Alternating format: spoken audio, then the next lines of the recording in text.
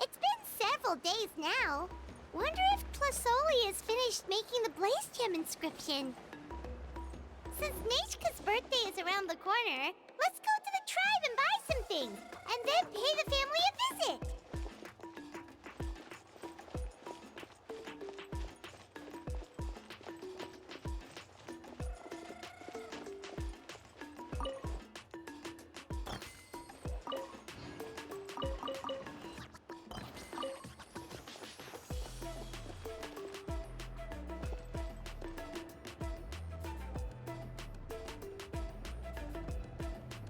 Xilonen, good thing you're here.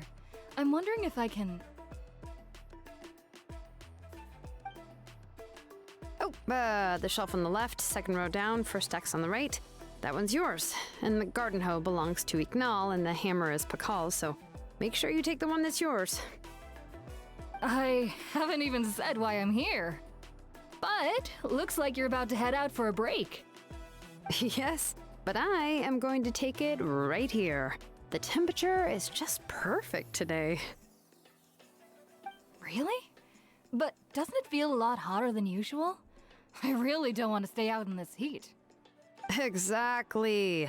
In hot weather like this, customers don't tend to stick around and talk when they're coming to place orders or pick up the goods. I see. Oh, here comes another customer. I'll just leave you to it then, and pick up my axe. Sure, sounds good to me. Hey, Xilonen!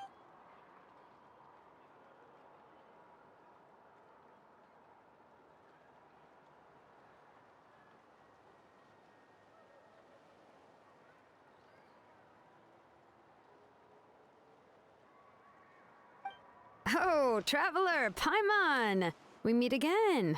Oh, you two seem to be in good spirits. How's your, Pilgrim's Chronicle been? Run into any issues?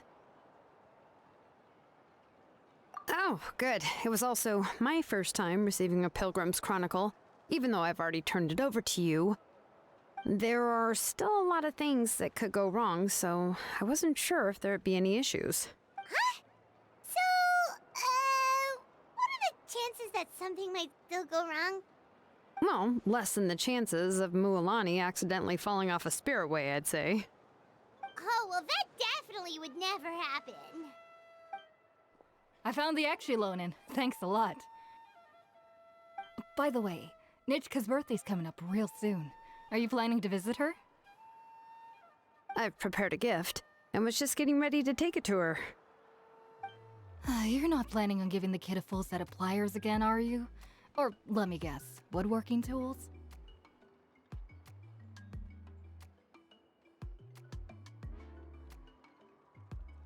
Oh, yeah, I make these myself, and it's a lot of work. But if you like a set, I can make some time and forge one for you. Great! We often camp out in the wild, but a set of Xilonen's tools would make pitching a tent and starting a bonfire a whole lot easier. Well, still, I won't be giving Nichka any tools this year. She wrote me a letter saying that she'd like a copy of Tequil the Brave.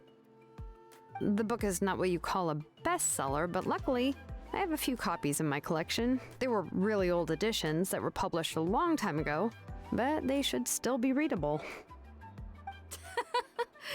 Children her age love fairy tales. The last time I was at Tessoli's, I even brought Nechka. Huh. Wait. What did I bring her again?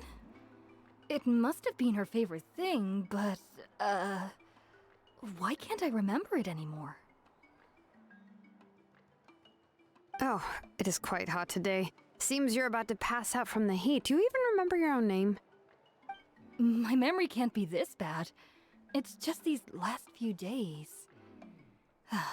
I've been forgetting things for some odd reason. Well, in that case, why don't you use the Blaze Gem inscription you have as a memo to engrave some important things to remember? After all, that inscription will never wear out, and it's easy to carry. I'd say that's quite a fitting use for it. You do have a point, but my inscription is almost already full.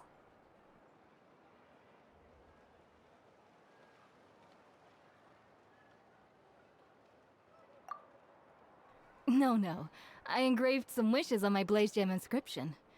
You know, just some dreams that I have for the future and things I'd like to accomplish one day.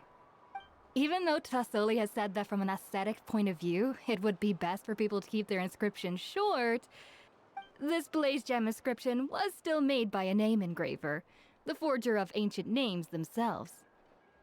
Everyone thinks that the inscription she made might have some wondrous powers. So, many people who bought Blaze Gem inscriptions engraved their wishes and dreams on them, in hopes that they would come true.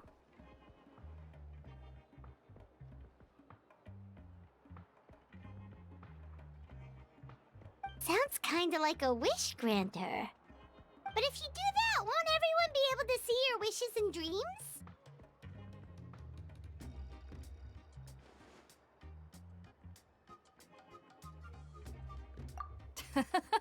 Don't worry. We usually ask Tassoli to add the inscriptions for us. She has a unique method of engraving. With her method, the light must be at a certain angle in order to see the text. Without the right angle of lighting, the Blaze Gem inscription will just look like a pretty stone. That's true. In the end, a Blaze Gem inscription is essentially just a piece of rock.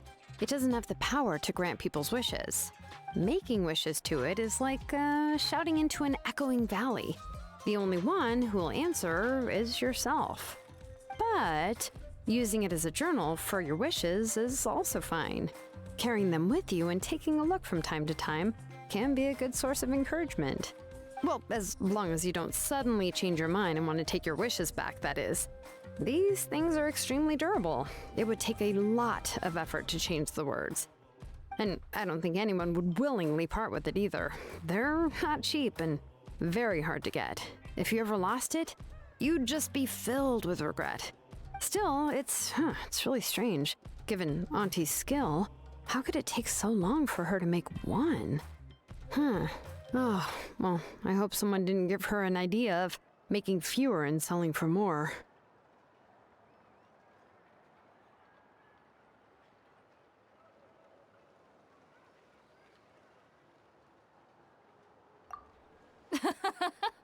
It's true. Chevin would totally have put that in her ear. Still, I don't think it's such a bad thing for Tassoli to make some money by selling these. At least she and little Nechka are better off now, and won't have to worry about the cost of treating her illness anymore. I was really worried about their family at first, and was even planning to send them some...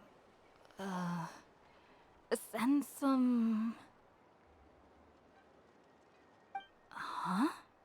What was I planning to send to Nechka again? This memory of mine. All right, if you stay out in the heat for any longer, I'm afraid even the inscription won't be able to save your memory. You should, go back. Yeah, get some rest. Right. Right. Please give my regards to Tassoli and Nechka.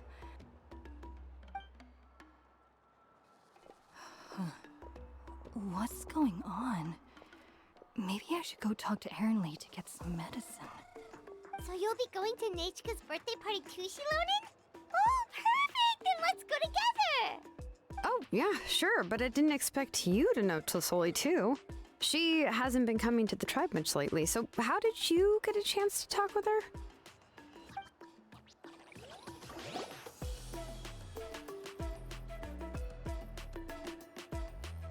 Oh, so that's how you met her. She even wants to use volcanic crystal as a forging material. Guess she's really pulling out all the stops for her daughter. Then let's just go and ask. Come on, I want to give her the book anyway. Huh? Wait a second. Our birthday gift's supposed to be a surprise? If we ask Nechka, then she'll know what gift we'll be giving her. And that would ruin the surprise. But if you don't ask her, then how will you know what kind of present she would like? Here's another idea. Perhaps you can also give her a storybook based on what she wrote in her letter. That might be a good option.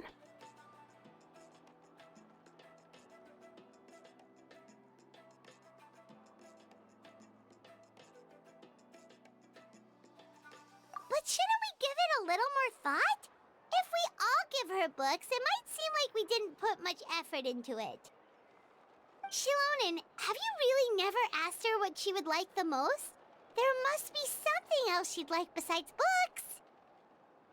Unfortunately, no. Nechka's illness has kept flaring up over the past few years. Apparently, she couldn't do anything during that time other than rest in bed. She didn't even have the strength to talk to anyone.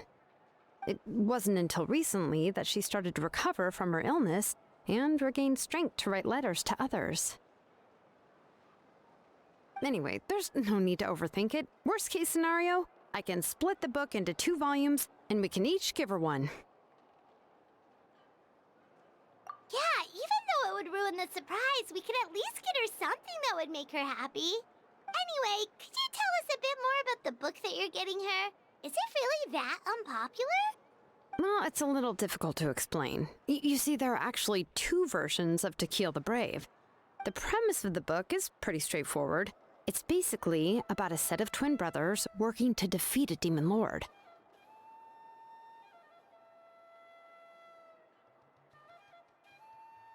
But after defeating the demon lord, the older brother, To Kill, discovers that the king's spirit has possessed his younger brother, Remok. In the ending of the original story, the older brother kills his younger brother to defeat the demon lord, before jumping into a volcano.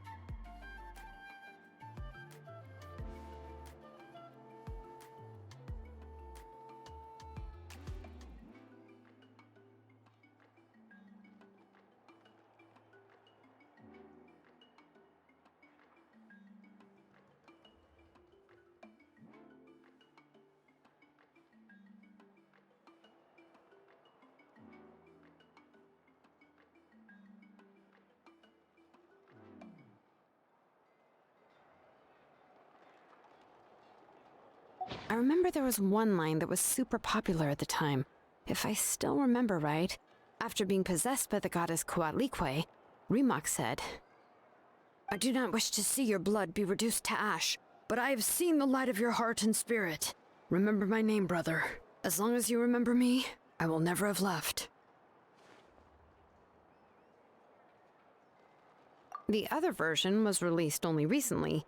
The author heard a suggestion from someone and suddenly decided to try and make a stake in the fairy tale market, so the story was revised. In the revised version, the brothers killed the demon lord together and both survived. According to the author, this gave the story a happy ever after kind of ending. However, the revised version was not well received. After a month on the market, it had hardly sold any copies and the books were collecting dust on the store shelves. The store owners desperately tried to get rid of the book and have resorted to all sorts of promotions and discounts to sell it. Even now, the only edition of To Kill the Brave you can find in the market is the newer one, whereas the older edition is nearly impossible to find. Anyway, I couldn't bring myself to give such a poorly rated book to Nechka, so I spent a few days looking and managed to find a few copies of the old edition in a warehouse. I picked out a copy that looked relatively new and wrapped it up as a present for Nechka. If you're interested, I can give you this extra copy to read. The pages are pretty old though, so please be gentle with it. Oh, and here's a copy of the newer edition too. They gave me a free copy when I went to buy some chocowaddle. So that's how they're trying to sell off the book. Could it really be that bad? Even Paimon's curious now.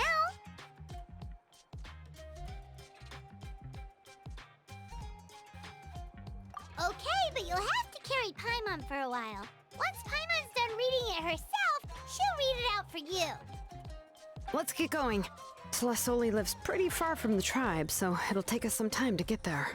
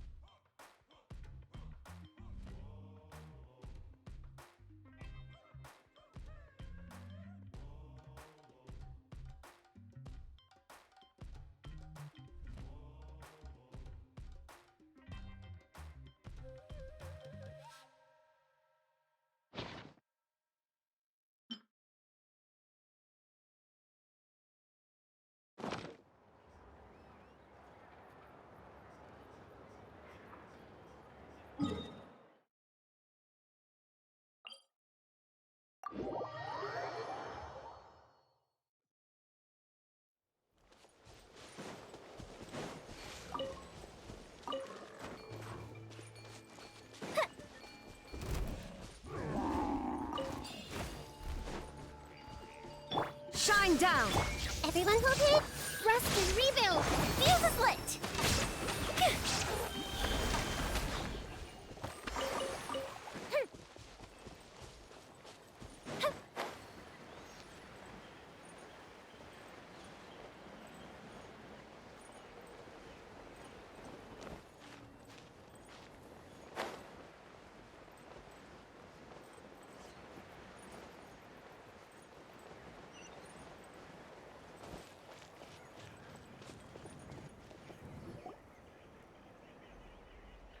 Go on now, Yengu. Nachika is still resting. Hey, Tlasoli, we're here!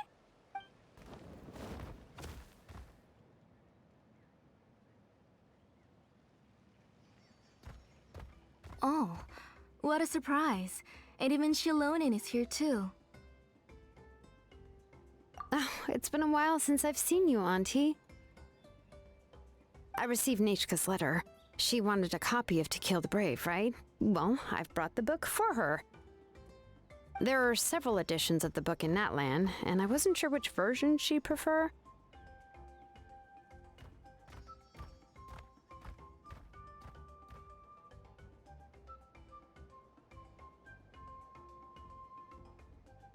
I asked a messenger from the Scions of the Canopy. It seems this softcover edition is one of the most popular options, so I brought it for Nachika. You haven't changed a bit, Xilonen. Let's go inside. I was just boiling some chocolatl, so you can all try some. Xilonen used to love drinking chocolatl. When she was little, she would always have several cups every time she came to visit me.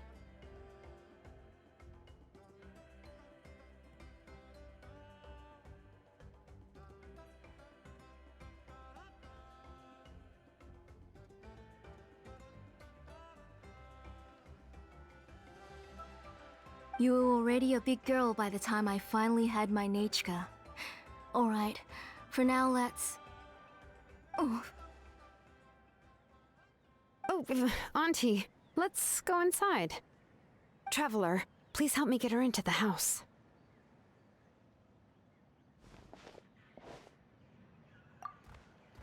Oh, Paimon will help too! Be good, Yengu, and don't get in the way.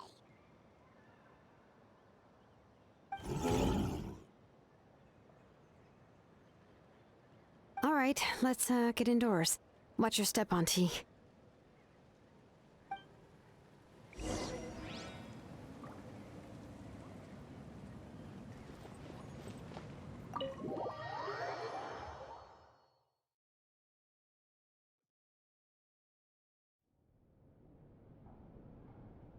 Sorry.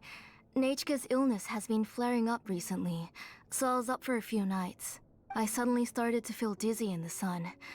I hope I didn't scare you. Have a seat. I'll fetch you a few cups of chocolatl. Please wait a moment. Oh, I've already brought them over. This cup's for you, Auntie. And these are for you, too. Chocolatl? What does it taste like? Paimon's heard that it can be pretty bitter. Traveler, could you give it a try first? Oh, don't worry. Auntie always adds a lot of sugar. It won't be bitter.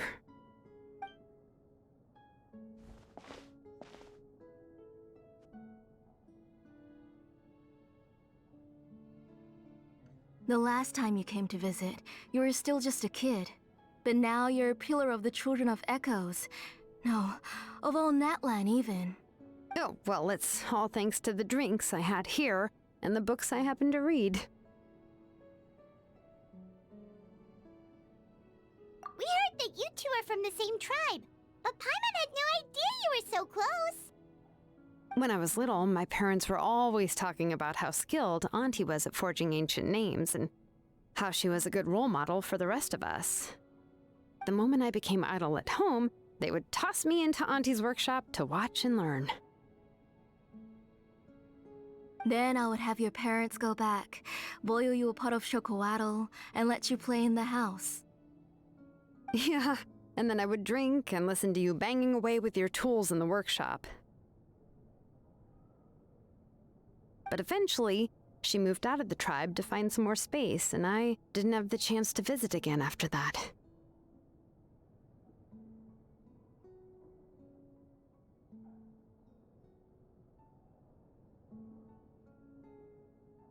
But why did you seem so familiar with the place when you went to the kitchen for the drinks just now? Because the layout of this place is identical to her old house. Let me see. Yeah, that should be Nichka's bedroom then. That's right.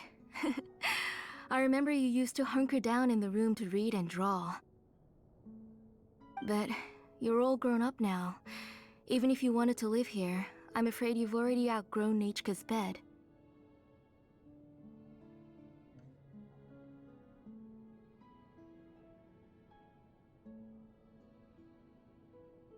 That's how Nichka sees Xilonen too.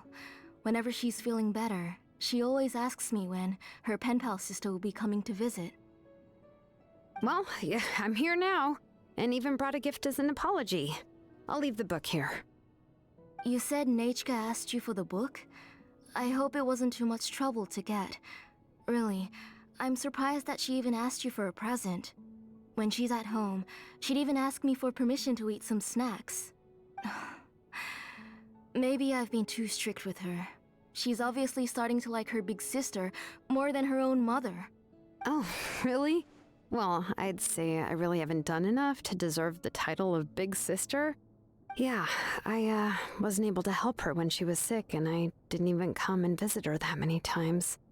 Well, the only thing I have been able to do is to help her find some books. Don't be too hard on yourself, Xilonen. You have great responsibilities as the name engraver of the tribe. We both know you are far too busy to take care of her. The responsibilities on your shoulders also became far heavier when I gave up on my work. You just had more important things to tend to, Auntie. No one in the tribe blames you. We all know that Nichka needs her mother's care. But that doesn't change the fact that I gave up on my work.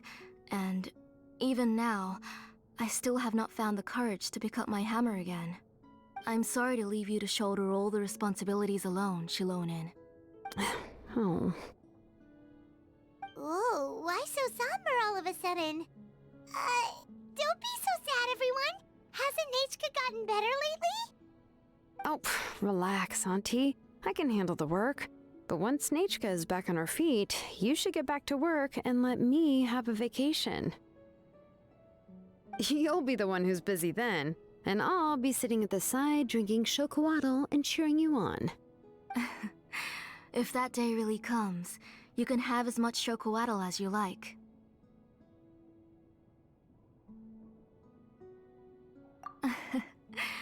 If you asked me before, I wouldn't have even been able to talk about it. But now that she is gradually recovering, I've also gained some courage to face what happened back then.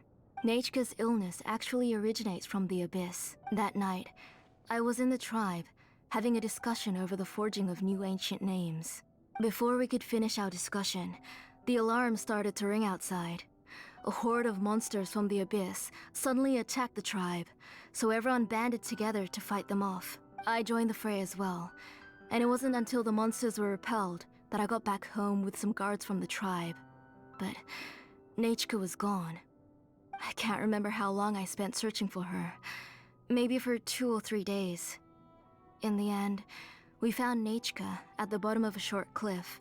She was holding a dried up embercore flower in her hand, and there were traces of abyssal corruption around her wounds. I know. It was all my fault. Before the incident, Nichka had asked if I could forge an ancient name for her. Work was busy at the time, so I told her that if she could find an embercore flower, I would use it as material to forge her an ancient name.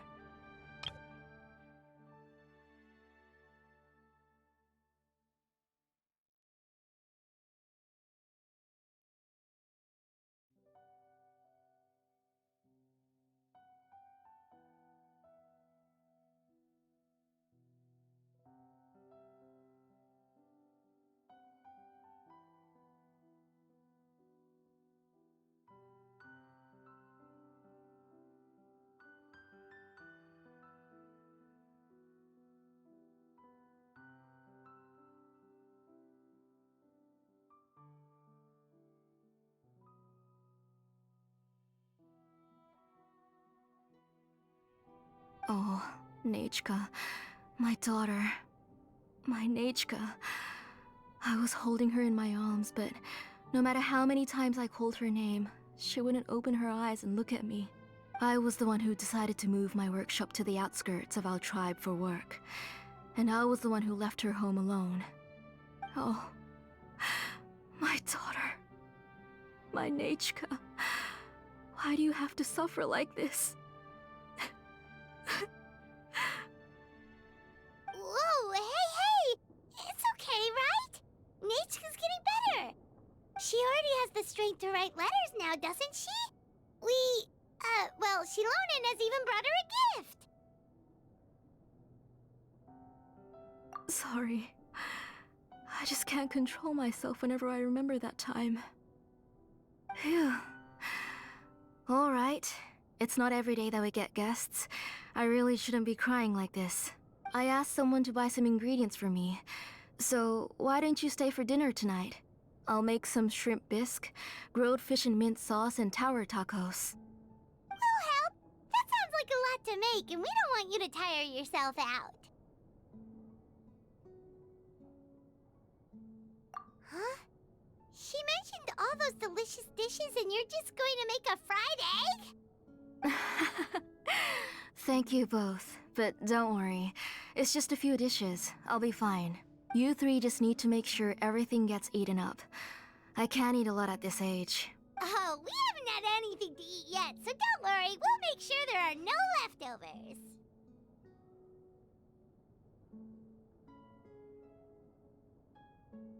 Ah, it just occurred to me that Xilonen likes to eat cheesy crab hot pot. Why don't I make that instead of the grilled fish and mint sauce? I remember you don't like picking out fish bones. Nah, both are fine with me. I've learned to just chew up the fish bones now. Oh, come on now. If you don't want to pick out the bones, I can just take them out for you. Anyway, for dessert, would you like a cup of grain fruit or chocolate? Cup of grain fruit! How about a cup of green fruit mixed with chocolate? Okay, got it. I'll go start cooking, but could you do me a favor in the meantime? I ordered a bunch of ingredients, and they should be here any minute now. Would you go check by the door and see if they were already here? If so, please bring them in. Come on, Xilonen. Stop lying around. You shouldn't nap before dinner. It'll ruin your appetite. Hey, I'm not a kid anymore, you know. You don't have to worry about my appetite. That's beside the point. If you don't watch out for your health while you're still young, then when you get older, you'll... All right. I'm getting up.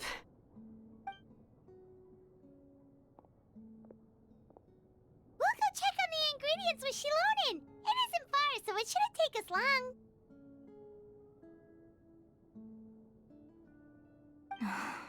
That kid.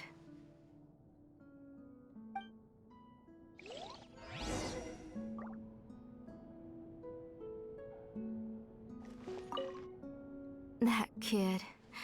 She's just like Nechka.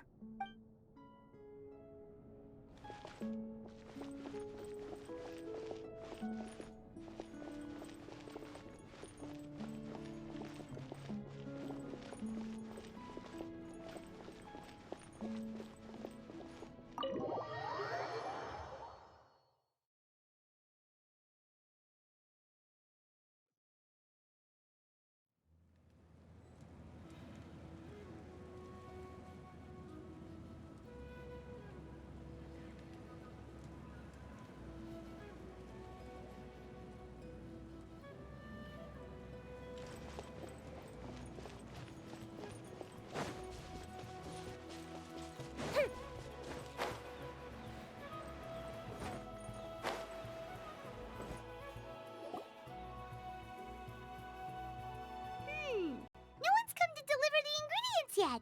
Paimon thought we'd see someone come flying down on a Yunkasaur as soon as we came out.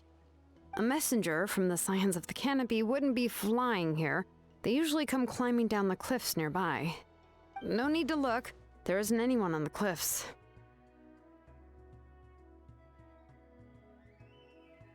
I just saw a ghost.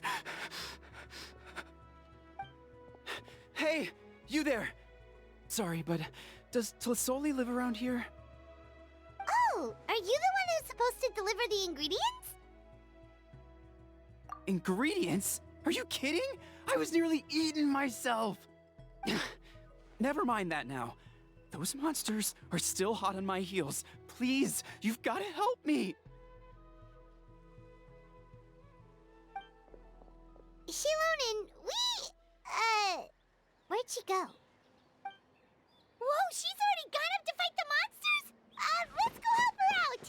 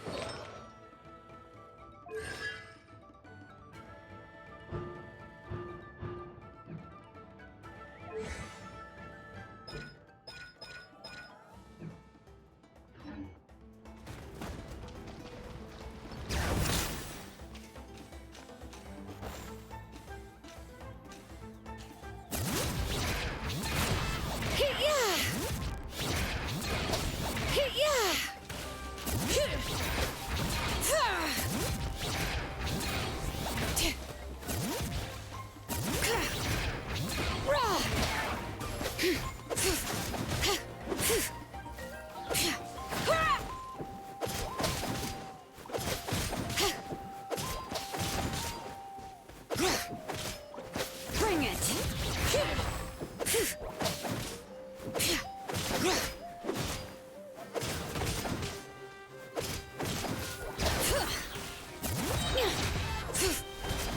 Let the mountain's veins boil!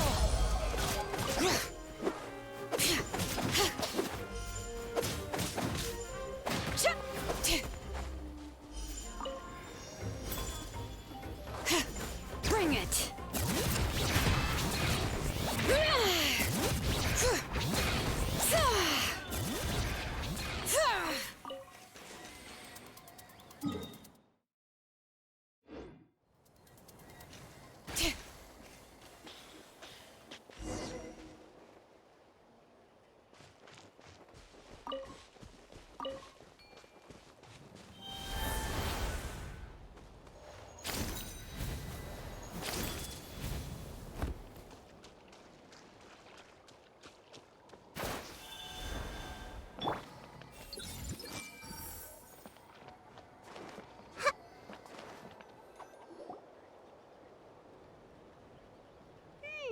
No one's come to deliver the ingredients yet. Paimon thought we'd see someone come flying down on a Yunkasaur as soon as we came out. A messenger from the Scions of the Canopy wouldn't be flying here. They usually come climbing down the cliffs nearby. No need to look. There isn't anyone on the cliffs.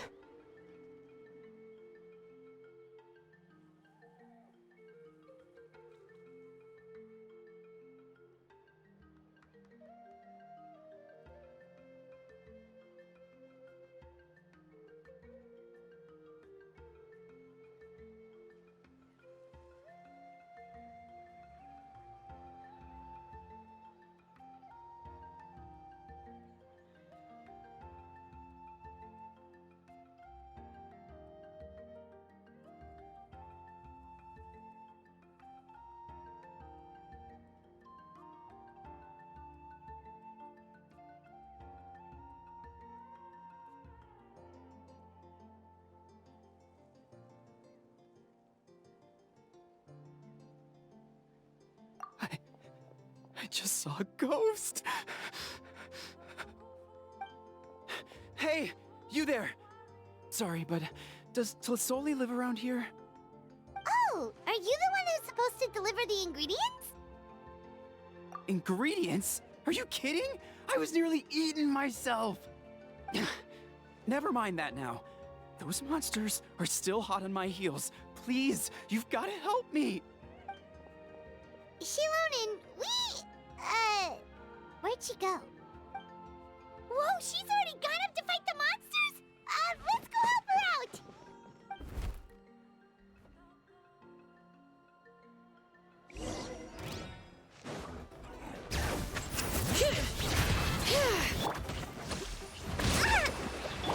Illusion shattered! Taurus, bring refuge!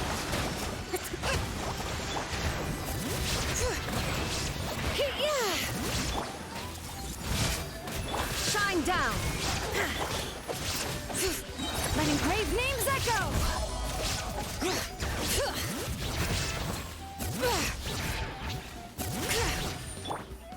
Hold the line!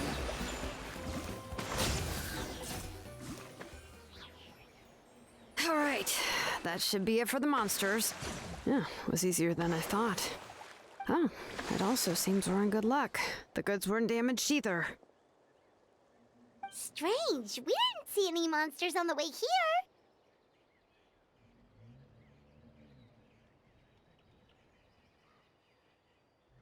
Yeah, right. I use this road to deliver goods all the time, and I've never been attacked like this before. It's the main road in and out of the tribe, so people often come here to clear out any monsters. This area is usually very safe. I don't know what happened, but it seems like all the monsters around here have gone berserk. Even the docile Tepetlosaurs are in a frenzy. Tlisoli doesn't even forge ancient names anymore, so why can't she just move back to the tribe? If she comes back, Nachka will even be able to find some playmates. She's so young and hasn't even...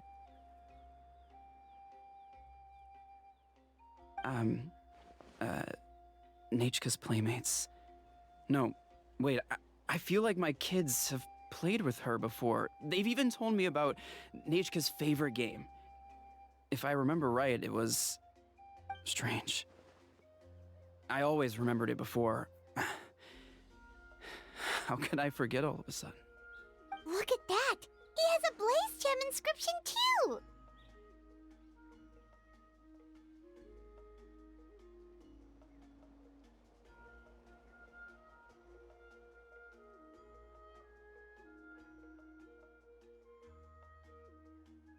You should go back to the tribe. It seems like you had quite the scare today. We'll take the ingredients back for you. I'll carry these bags, and you two can carry the rest. Huh? Oh, sure. Paimon can take care of these grapefruit that fell out of the bag. If you say so. Thank you so much. I guess today's just a really bad day for me to go outside. That's so weird. Why is everyone we run into today having trouble remembering stuff? Paimon's not sure how to say it, but she's got a strange feeling about this. Like it's all somehow related. Once you live long enough, you'll eventually start experiencing strange days like this.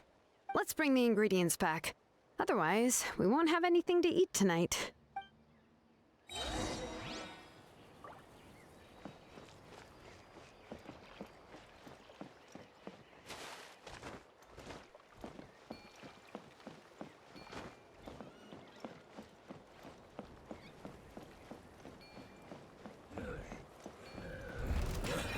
Let's do this then! Ha! Rest and rebuild!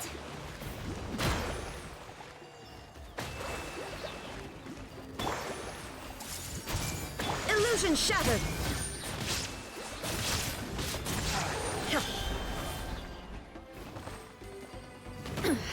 Insolent!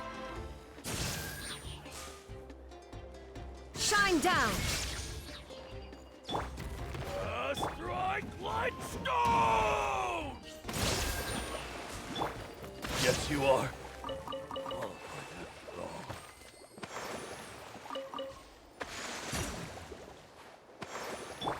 I see everything.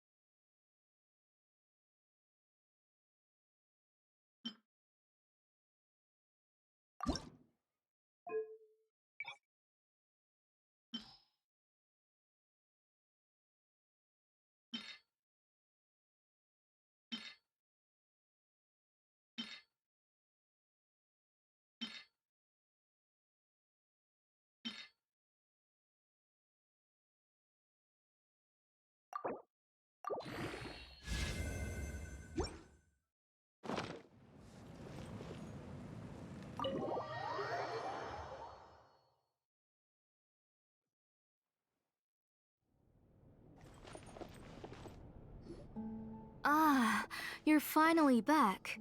What took you so long? I was starting to worry.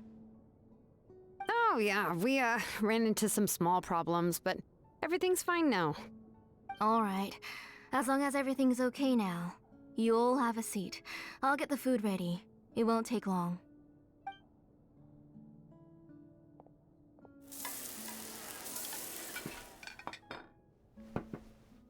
Whoa, there's so much tasty food! You're amazing, Tlasoli! They were all pretty simple dishes to make. Don't be shy. Dig in, everyone.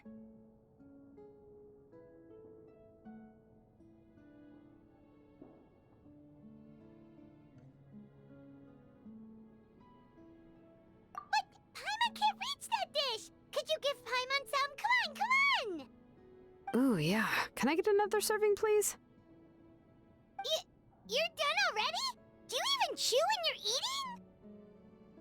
Of course! Didn't I say that I chew up the fish bones? I'll have just one more fish and leave the rest for Nechka. It's okay. Just go ahead and eat all you'd like. Nechka can't eat these dishes anyway. Her body is too weak to digest these kinds of things. I'll just make some broth for her. Oh no, but Paimon thought she'd already recovered from her illness.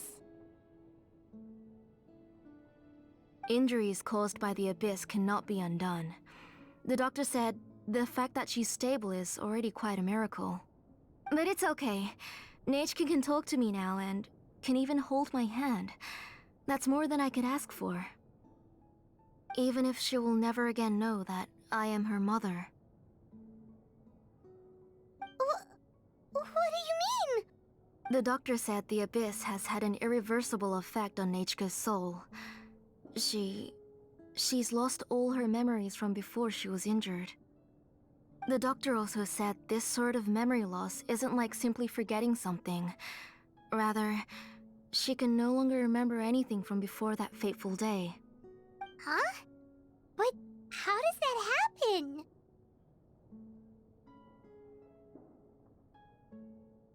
You know about the woven scrolls that the Masters of the Night Wind use to record things, right? Well, generally speaking, forgetting things is like when the woven scrolls would gradually start to fade. As long as you repaint and weave the threads again, the faded memories will come back to life. But the case of Nechka's memory loss is as if her woven scroll had been cut in two, and the portion of the past was burnt to ashes. The books she loved to read, the flowers she took joy to grow, and the time she spent in this house were all cut off by the Abyss, and can never be retrieved again. As one example of that, Nechka now only sees me as a strange, unfamiliar auntie who claims to be her mother. She's a good kid, and doesn't want to upset this lady who's been taking care of her so much, so she still calls me Mom.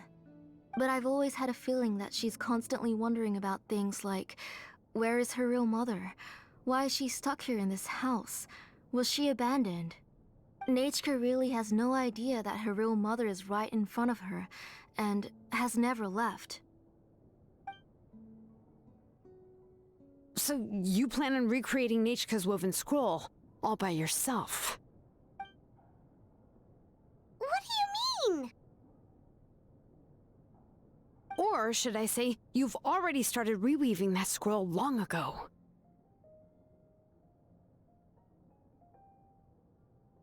The delivery guys. I saw it hanging from his waist, so I asked to borrow it from him. Don't worry, I'll return the inscription to him once we've figured everything out. These things aren't cheap, after all. When did you know? Yeah, I noticed it back when Blaze Gem inscriptions suddenly became popular among the tribe. It was then that I also noticed that everyone wearing Blaze Gem inscriptions had varying degrees of memory loss. Traveler, you've picked up on it too, haven't you? Accessories made using ancient names forging techniques. Huh. For what's only supposed to be a pretty souvenir, this inscription contains a phlogiston engraving with a truly overkill level of complexity. The shapes and patterns of these engravings are also identical to that of an ancient name. By making just a few slight adjustments to the layout and connections of the main pattern, you can pretty much qualify this blaze gem inscription as a bona fide ancient name. And yet, you've never told anyone about these engravings and the blaze gem inscriptions that can be activated at any time. Am I right, Auntie? I knew you were a sharp one, Xilonen. That's right. I have a way to cure Nechka and restore all her memories. It's actually quite simple. I want to forge an ancient name for Nechka that contains all of her past memories.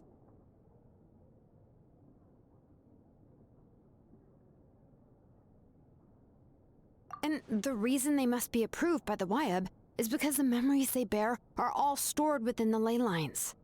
Extracting those memories from the ley lines requires the Wyab's assistance. But your plan wouldn't need you to do any of that, right, Auntie? Your blaze gem inscriptions will help you complete that part of your plan in the ley line's place. You will use the inscriptions to form a massive memory bank for Nechka. And the ancient names you're trying to forge will be used to extract corresponding memories from the memory bank. A memory bank? Wait, so the reason all those people were having trouble remembering stuff is because the blaze gem inscriptions took away any memories related to Nechka?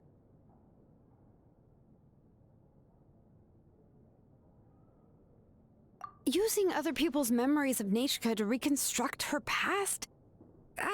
This is the first time I've heard of such an idea. You've seen through my plans, Xilonen. You're as outstanding as ever. Far more brilliant than me. I intend to use this method to collate all the memories related to Nechka and allow her to regain her past again. But wouldn't extracting memories like that hurt the person carrying the blaze gem inscription? Not at all. Every time a blaze gem inscription extracts memories, the process is under my precise control. That way, there's no chance of anyone in the tribe getting hurt. This is the central inscription that controls all the other blaze gem inscriptions, which will also soon serve as Nechka's ancient name. You made all of this yourself, Tlasoli? Yes, it was lots and lots of work. It was truly exhausting. Or perhaps I've just grown old. You saw it yourself. I nearly fainted just from being in the sun. I could collapse tomorrow, or even in the next few moments. But Nechka's ancient name is still far from completion. I've solved the issue of storing memories, but I still don't know how to connect Nechka up to this central inscription. I thought you just modify your own ancient name. I considered it, but this matter doesn't have anything to do with my ancient name. It's of no help to me, and I don't need its help now. You know the price to pay for making something like this. Yes, I do. But as long as I can get my Nechka back, I'm willing to do whatever it takes. Otherwise, Nechka won't have any chance of reclaiming her past once I'm dead and gone. She won't remember me, and she won't even remember why her name is Nechka. When that time comes, she'll be left to drift around the world all alone, unknowing of where she came from or where she should go. She is my daughter, the one to whom I gave the Nechka name. Whether it be as her mother or as a name engraver, I can't simply stand by and let her name disappear. Xilonen!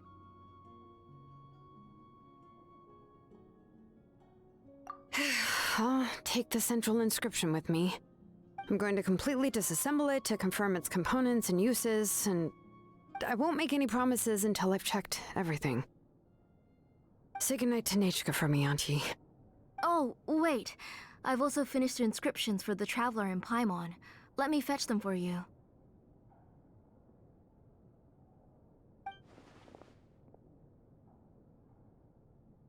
I'm sorry it took me so long to finish them. Hold on, Auntie. The Traveler and Paimon have never met Nechka before, so you can't draw any memories from them. That wasn't my intention. They're just ordinary gifts. Please, take them. Huh? What was that noise? Nechka must have woken up and wants to get out of bed on her own. Sorry, I'll go check on her first. Nechka, don't try to get out of bed. Just tell Mom if you need anything. You go ahead and take care of Nechka, Auntie. Let's go, Traveler and Paimon. There are a few things I want to tell you.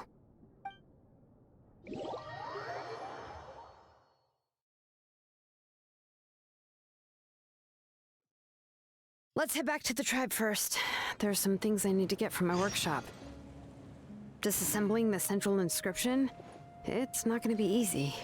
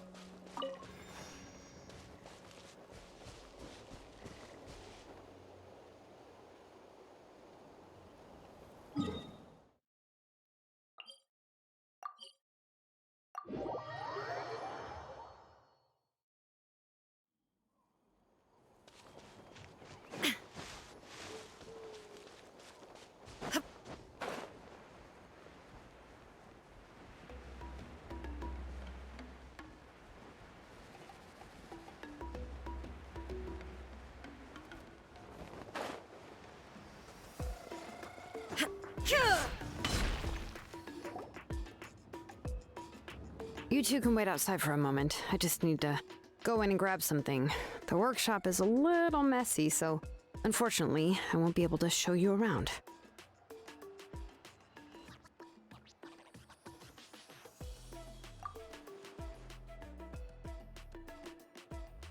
Oh, yeah, that's not really what I mean. It's not the mess that's really the problem. It's just that the workshop is cluttered with way too much stuff. Books, files, and even ancient texts I got from the Masters of the Nightwind. Everything's piled up to the ceiling. You probably won't know where to step once you're inside. Kachina suffered quite an unfortunate series of events the last time she went inside. Well, I suppose it was my fault for being so focused on searching for information at the time that I forgot to lock the door. After entering the workshop, she was shocked to find herself face to face with a massive woven scroll from the Masters of the Nightwind, and then she turned around and knocked over a huge stack of forging blueprints. She tried to step out of the way, but tripped on a poster tube that was behind her, and then boom! The forging blueprints came crashing down right onto her head. Oh no!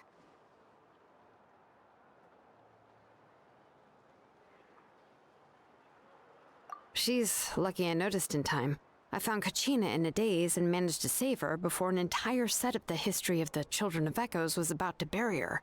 I then dragged her up to the second floor. Ever since then, Kachina always waits outside the door and doesn't dare take a step in whenever she comes to see me.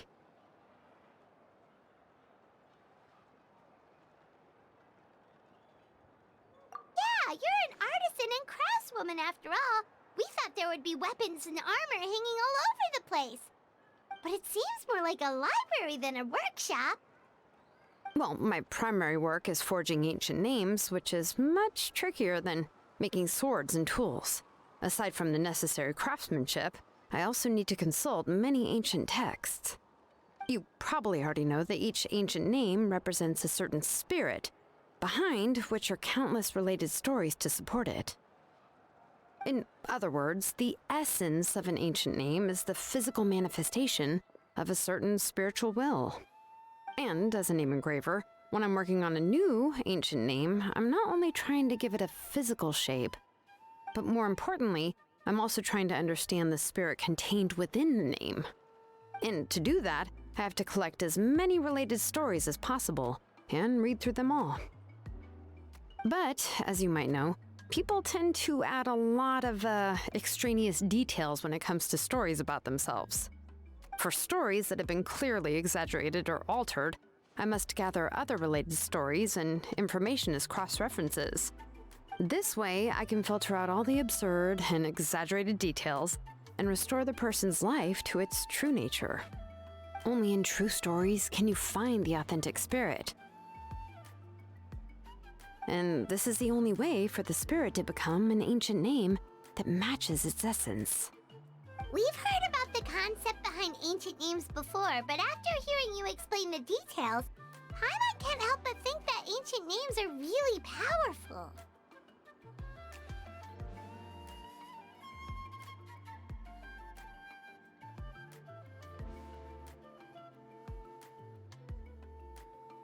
Well, no matter how powerful ancient names could be, they would never be able to suddenly turn into a blade or allow you to smash through an entire cliff in one punch. It's just a form of spiritual power that's passed down from generation to generation. It doesn't have those kinds of physically tangible effects. Well, take your own names, for example.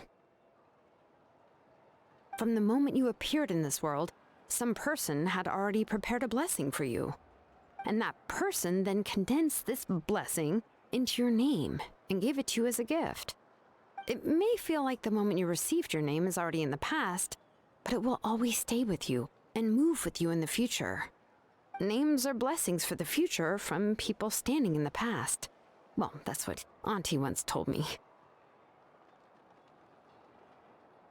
And with this blessing, people will become more confident as they walk into their future. To put it another way, it's like having a lamp in your hand as you walk through the darkness of night. Oh, Paimon gets that. If you're alone when you're walking in the dark, it's easy to get scared and tired quickly. But if someone else is walking with you, then it won't be nearly as scary. And, well, you might still get tired, but it'll still be a whole lot better than walking alone. The Traveler always has Paimon by her side, though, so she'll never have to worry about that.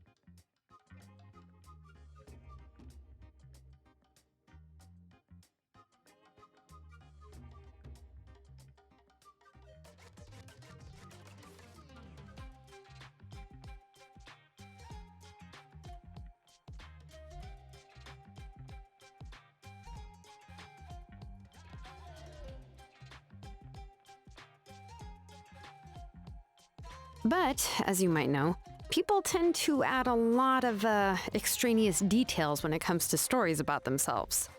For stories that have been clearly exaggerated or altered, I must gather other related stories and information as cross-references. This way, I can filter out all the absurd and exaggerated details and restore the person's life to its true nature. Only in true stories can you find the authentic spirit. And this is the only way for the spirit to become an ancient name that matches its essence. We've heard about the concept behind ancient names before, but after hearing you explain the details, Paimon can't help but think that ancient names are really powerful. Well, no matter how powerful ancient names could be, they would never be able to suddenly turn into a blade or allow you to smash through an entire cliff in one punch. It's just a form of spiritual power that's passed down from generation to generation. It doesn't have those kinds of physically tangible effects. Well, take your own names, for example. From the moment you appeared in this world, some person had already prepared a blessing for you, and that person then condensed this blessing into your name and gave it to you as a gift. It may feel like the moment you received your name is already in the past, but it will always stay with you and move with you in the future. Names are blessings for the future from people standing in the past. Well, that's what Auntie once told me. And with this blessing, people will become more confident as they walk into their future. To put it another way, it's like having a lamp in your hand as you walk through the darkness of night. Oh, Paimon gets that! If you're alone when you're walking in the dark, it's easy to get scared and tired quickly. But if someone else is walking with you, then it won't be nearly as scary. And, well, you might still get tired, but it'll still be a whole lot better than walking alone. The Traveler always has Paimon by her side, though, so she'll never have to worry about that.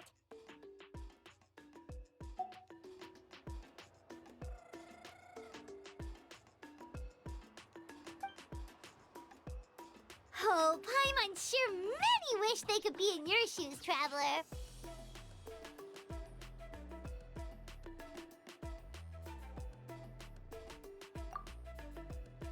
Paimon's always flying! Of course it gets tiring! But we're getting off topic. We can talk about that later.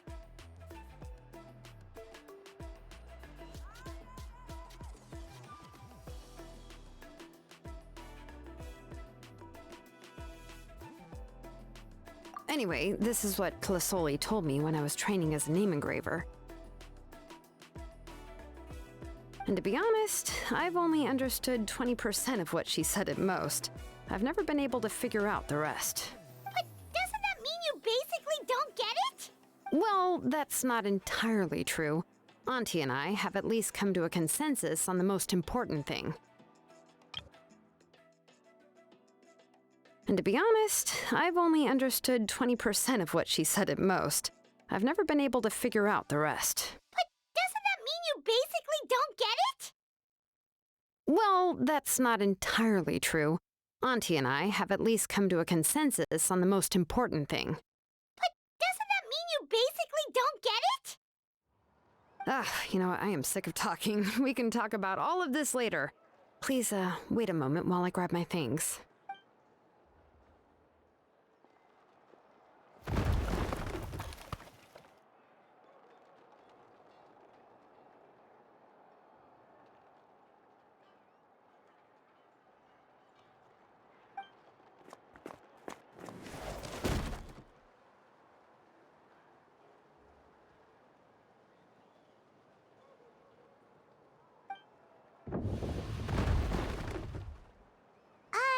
Did you hear a whole section of something collapse in there just now?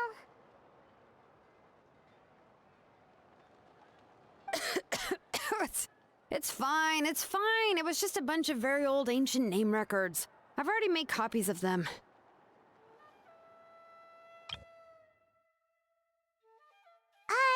Did you hear a whole section of something collapse in there just now? Did you hear a whole section of something collapse in there just now? But doesn't that mean you basically don't get it?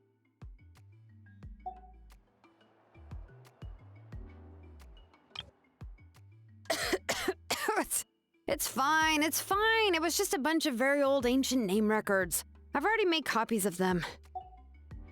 I, kept this set of phlogiston wedges in the back, so it wasn't easy to take out. I had to resort to brute force. Come on, let's go disassemble the central inscription. It shouldn't take long.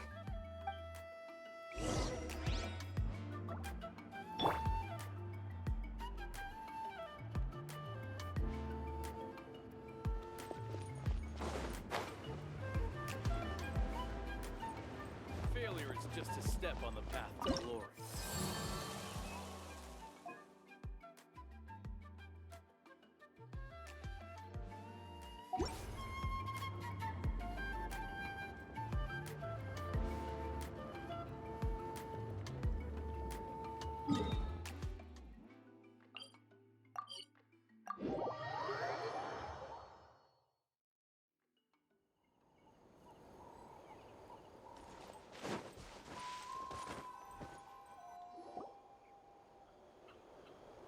Here we are. This is the place. This cliff is pretty high. What are we going to do here? Are we going to climb to the very top and then throw this inscription down the cliff?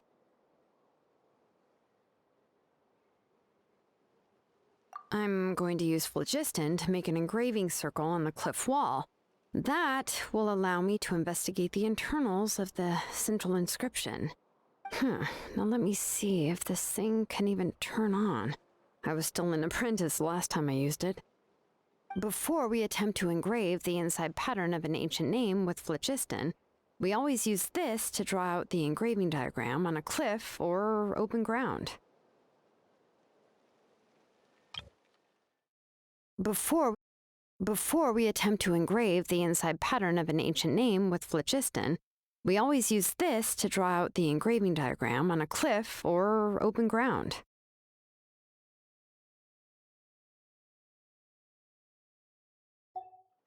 Only after we've confirmed that phlogiston can flow properly through the internal engravings can we start formally working on the small internal engravings of the ancient name. If we want to dismantle the central inscription in a non-destructive manner, we'll have to use this thing. I really don't want to engrave such a large diagram with my bare hands. Oh, so you'll be able to see what it looks like on the inside without ruining Tlasoli's inscription? For the most part. If it were just an ordinary unfinished ancient name piece, I'd just take it apart and pour phlogiston into the internal engravings to see everything. But since it's a central inscription, it would be better not to destroy the blessing that Auntie has prepared for Nichka. So, Xilonen, does this central inscription fall under the 20% you understand about ancient names, or the other 80% you don't understand?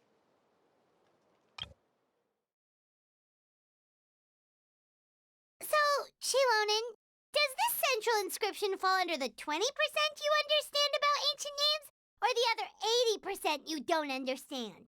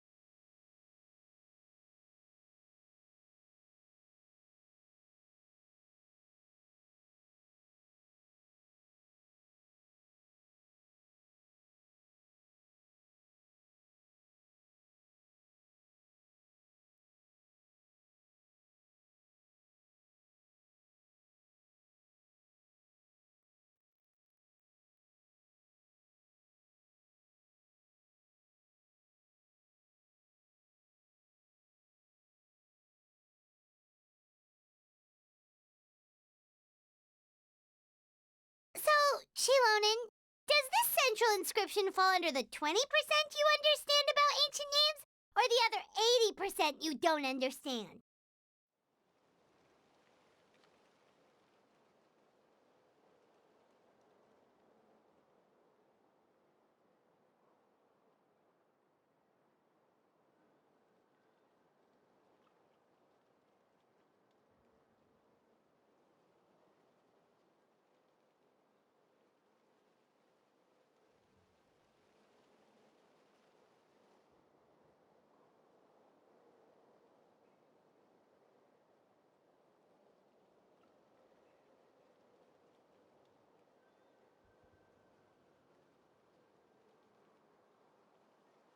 Oh, don't worry. As I said, Auntie and I share an understanding of the most important principle, which is names are intrinsically valuable.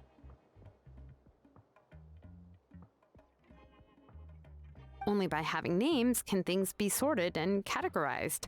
They allow the world to become more orderly and identifiable.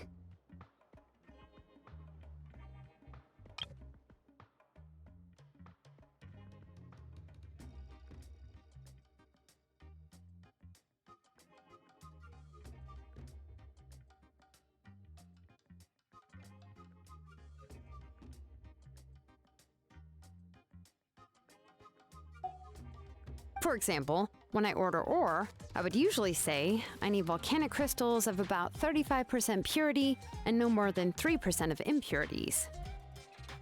Without specific names, I would only be able to go to the ore merchant and say, I want this and this. No, this isn't it. That one. No, not that one either. Yeah, you see what I mean? Names are a crucial part of how we standardize our workflow. Without names, phew, the work would be impossible. Yes, because forging ancient names is first and foremost a technical job. There's no debating that. As for the question of why it's important, as long as it does not affect your ability to perform your work, you'll gradually understand it as you put the process into practice.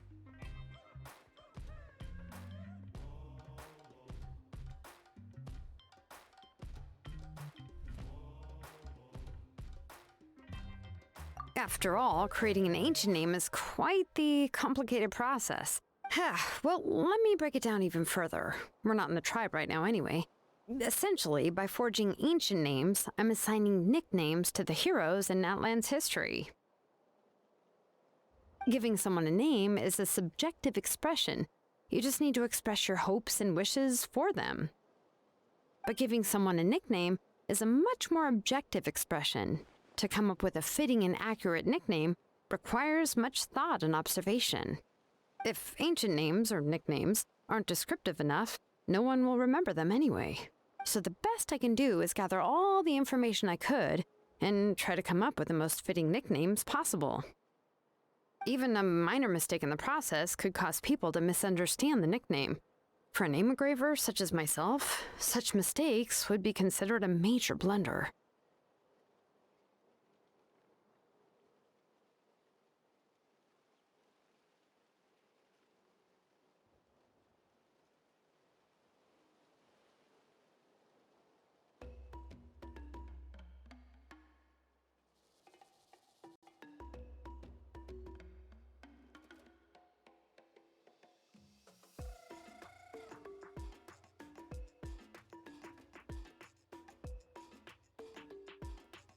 Paimon isn't trying to come up with a nickname for Xilonen. Besides, all of Paimon's nicknames have been very descriptive. Everyone can remember them. Phew, now I'm curious. Why don't you, come up with one for me? Are you serious? Of course. This is also my line of work, you know. Go ahead. A nickname? Xilonen. Well, she uses phlogiston to forge weapons and make names for others.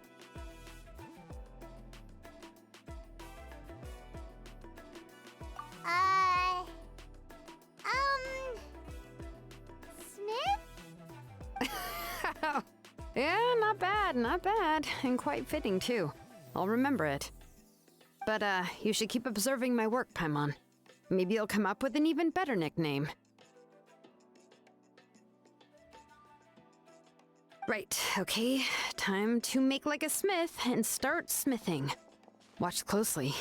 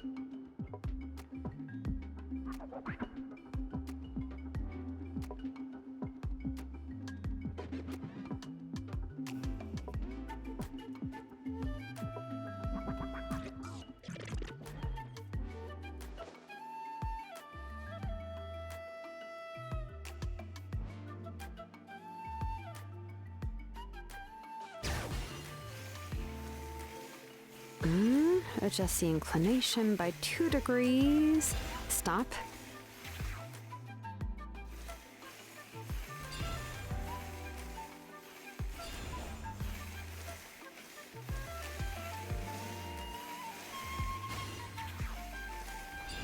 The error margin is within an acceptable amount, but I'll extend the inscription link a little more just to be safe.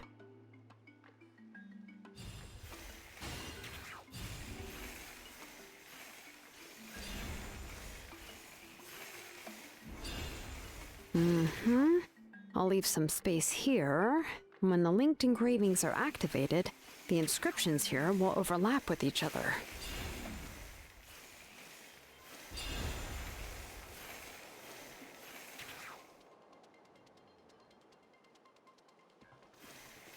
And there! That should complete the flow.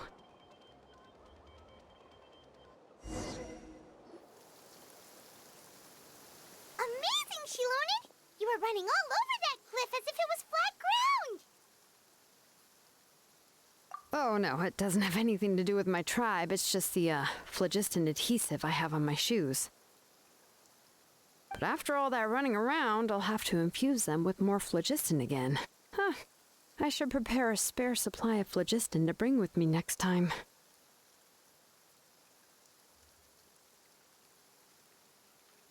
More or less, yeah. I usually have at least the key equipment on hand. I can show them to you when we next find the time, but let's get to work first. Let me see. Start with Anchor 1 and activate it with Density 3 phlogiston.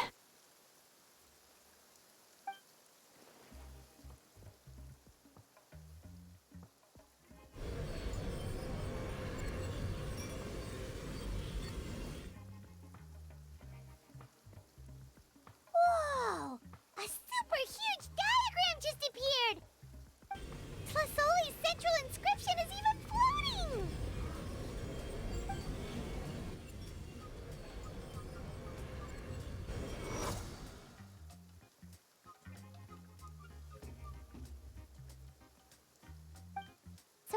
done checking the inscription, Xilonen? How does it look? I didn't find any anomalies in the Flichist engraving. All the adjustments are indeed based on ancient name engraving techniques. That means we can help Tlasoli and Nechka now, right? Well, probably, but I have good news and bad news. Oh, but I'm also just going to go ahead and share both, so it's not like you'll have a choice in the matter. Paimon will cover her ears after the good news. Well, even if you cover your ears, the issue will still continue to exist. But, before we get to that, I want to ask the Traveler a question. What are your thoughts on absorbing memories?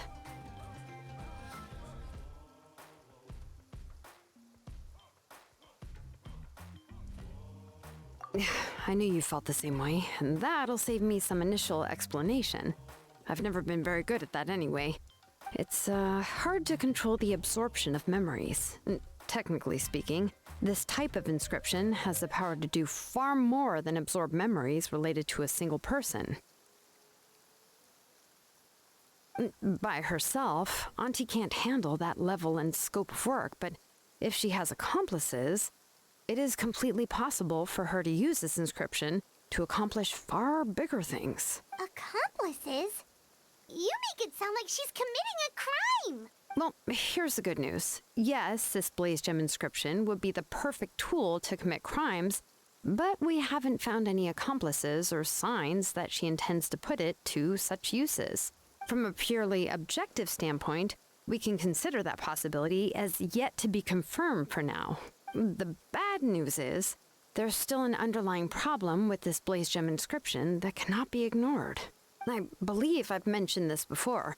Ancient names operate with the help of the Wyab, granting them the power to read information kept in the ley lines. In this process, the Wyab actually function like relays, helping the ancient name bearer sense the information from within the ley lines. If you remove the Wyab from the process and don't use any tools, then finding a specific story is akin to trying to scoop up a specific grain of sand from a rushing river.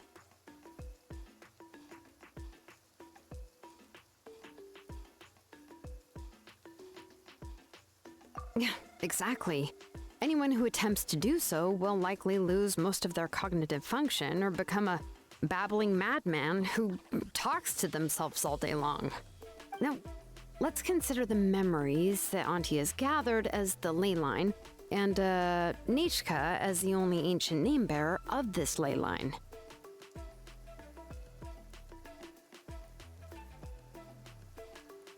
There's no way Auntie would let Nechka plunge into the river of memories without any tools. She'd only be overwhelmed by the surge of memories. And considering that Nechka has forgotten all of her past, she'll be unable to work on her own to accurately find the correct past. Only Aunt Tlasoli can help her filter the correct memories of her past. So, if my hypothesis is correct, Auntie is actually planning on turning herself into Nechka's Wyab to help her extract the corresponding memories in the different situations she may face. In an ideal world, this would be perfectly fine, as long as every extracted memory is correct. Nechka would essentially be getting her past back. And I also believe that there won't be any mistakes in everything that Auntie remembers about Nechka. But Auntie is not a Wyab. Her body won't be able to handle the load for long.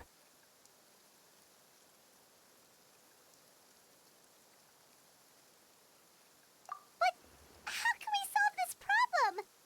No matter how we try, Tlasoli will...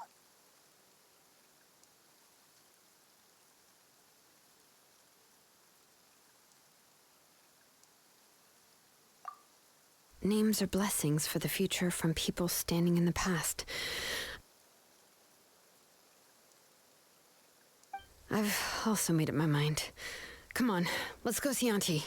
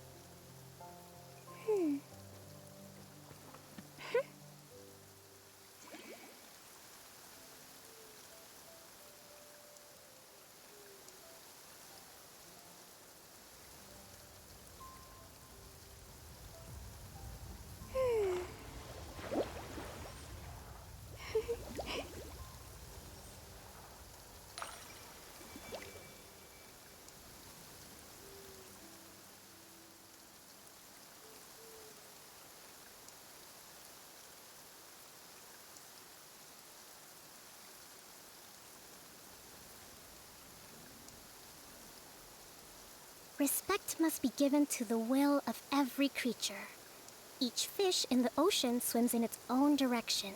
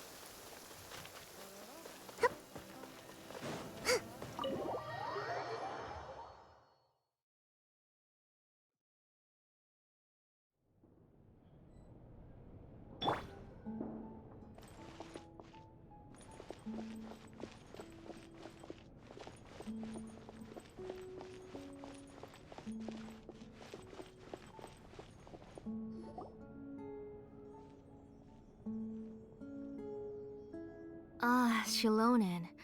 It looks like you've made your decision. Am I right? Yes, here's some research that I've done. You can reference it to modify the way the central inscription operates. I'll also help you continue working on the Blaze Gem inscriptions, but I must have complete control over all the inscriptions and the ability to oversee their uses. The memories that can be absorbed by the inscription will be limited solely to Nechka's past. We'll plan a set time frame together from which the memories can be drawn from shortly. If you attempt to extract any memories beyond this scope, then I'll consider that as committing a criminal act and halt all work related to the central inscription. After the memory bank is constructed, the Blaze Gem inscription's absorption functions must be stopped immediately. Only functionalities for outputting memories will be kept. I accept. Thank you, Xilonen. I really... Auntie, you know I can't stand it when you do this. If you needed my help, you should have just said so. There's no need to beat around the bush like you did. Using technology for ancient names to forge other things without permission is no trivial matter. Yes, it's a major departure from the technology's intended use, but it's nothing compared to a child who needs help, compared to a name that's about to be lost. But once this is all over, you must come with me to see Pakal and discuss everything that happened. That's fine. I'm willing to accept any punishment for my little Nechka. All right, let's clear off the table and come up with a plan. I need some time to consider how to let Nechka control the Blaze Gem inscription on her own and extract the memories from her past. Oh, by the way, did you give the book to Nechka? How could I just hand her a birthday present that you specially brought for her? I've picked out a box and packaged it up. Wait till her birthday and then bring it to her. It'll be a nice surprise. No, it's just an old book. There's no need to...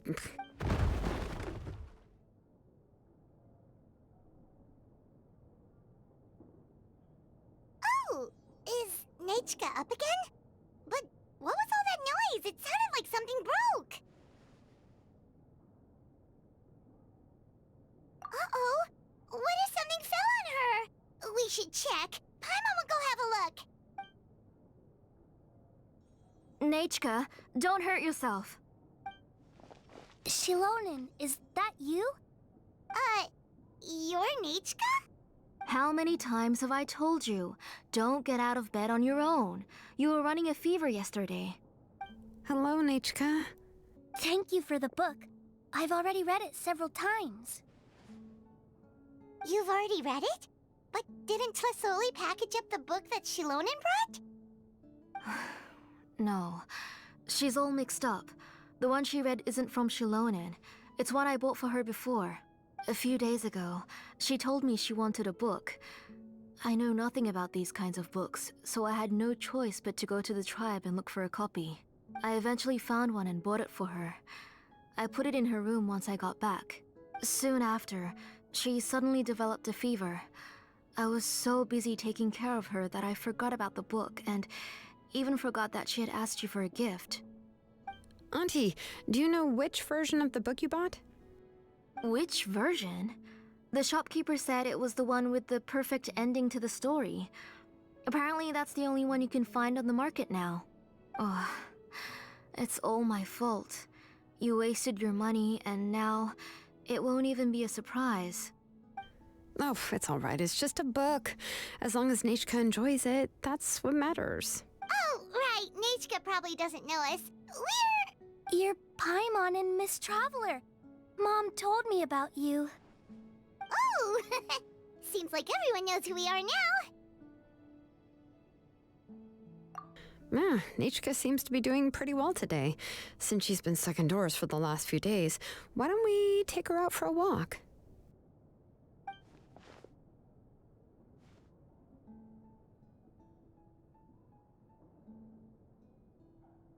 Take her for a walk. But considering her condition, I don't think she... Oh, don't worry, Auntie. She'll be safe with the Traveler and me. We won't leave the tribe, and if anything comes up, we'll be sure to find the doctor immediately.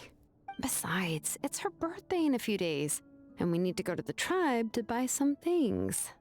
Let's give her a proper celebration. What do you think, Auntie? I promise I'll be good, Mom. Didn't you say before that I need more fresh air? All right. As you wish. I also happen to have a few repaired Blaze Gem inscriptions that I need to get back to the tribe. We can go together. Wait for a moment. I'll go get Nechka's water bottle and some towels. Some medicine. Oh, and a parasol.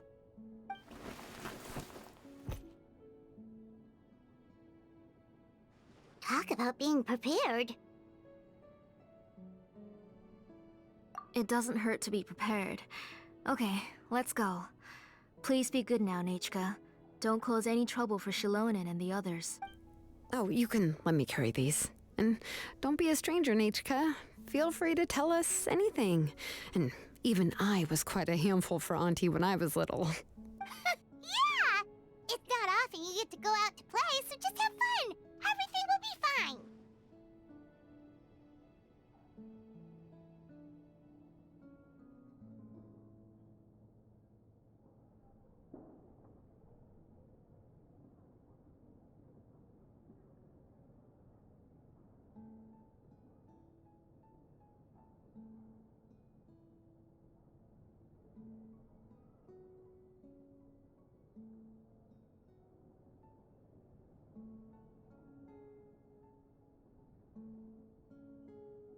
Okay, thanks everyone. And please don't worry, Mom. I'll be good. Let's go look for Ignal. I've had her Blaze Gem inscription for a while now, and I'll finally return it to her today.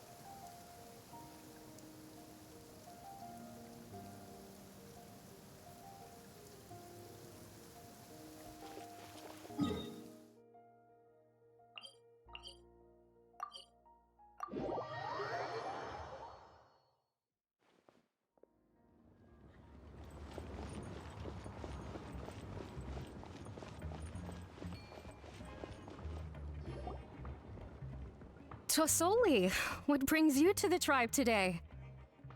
Oh, and Nechka too! Oh, she seems to be doing much better now. She's even out and about. I'm sure it won't be long before she'll be playing with Chanil and the others. I hope so. Here, Ignal. This is your inscription. I finished repairing it. Oh, thank you for bringing it back for me. Oh, by the way, I came across a piece of good quality ore a while ago. I was thinking of using it to make some pretty jewelry for little Nechka. I remember that Nechka would become so happy every time she saw a shiny ring. Right, Nechka? I'm sure she'd love that. Thank you. My pleasure. Give me a moment. I'll bring the ore. Oh, I can make the jewelry for her. What kind would you like, Nechka? I would like... Something shaped like an embercore flower would be nice. She was always asking me before to make her an ancient name with an embercore flower design. Noted. I'll make that as a gift for her next birthday. Sorry, Nechka. It won't be a surprise for you. That's okay. Thank you, Xilonen. Found it! Sorry to keep you waiting. Here, please take it. By the way, Nechka, feel free to write to me if you ever want to know more about ores. Well, I was shocked last time when you wrote me out of the blue asking for a volcanic crystal. Sorry about that. She can hardly contain her curiosity now that she started to recover. She's still too weak to go out whenever she wants, so she begs me every day to help her write letters to people in the tribe about all sorts of things. That's how you know she's one of the children of echoes. It's normal for us to be interested in ore. Found it! Sorry to keep you waiting. Here, please take it. By the way, Nechka, feel free to write to me if you ever want to know more about ores. Well, I was shocked last time when you wrote me out of the blue asking for a volcanic crystal. Sorry about that. She can hardly contain her curiosity now that she's still too weak to go out whenever she wants, so she begs me every day to help her write letters to people in the tribe about all sorts of things. That's how you know she's one of the children of echoes. It's normal for us to be interested in ore.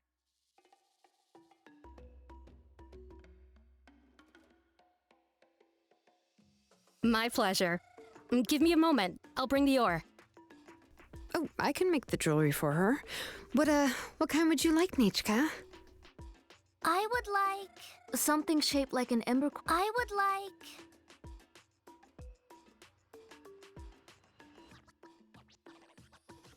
I remember that Nechka would become so happy every time she saw a shiny ring.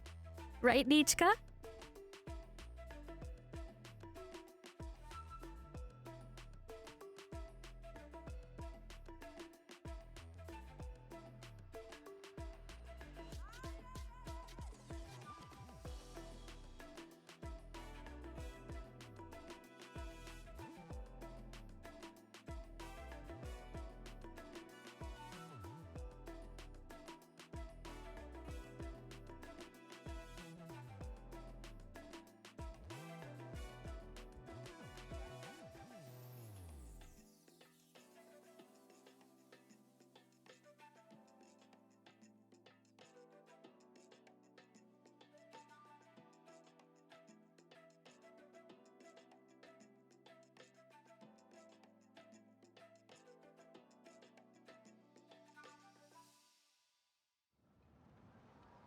Everything's looking up! Oh, we're just like the main character in the new version of To Kill the Brave when he was about to save his brother Remak. According to the story, we should be right around... let Paimon see... To Kill prayed to the goddess of mountains and fire. Let my brother's name ever live on. I am willing to sacrifice my heart and blood in return. The goddess replied, I've heard your prayer, but your brother is no longer your kin. His name has sunken into the deepest of depths. Then Tequil said, turn my blood to fire so my heart may illuminate the depths. I will bring my brother back before my blood runs dry. Oh, you remembered that whole line, Nechka! Paimon remembers that's exactly what the book... huh? Wait, what did the book say?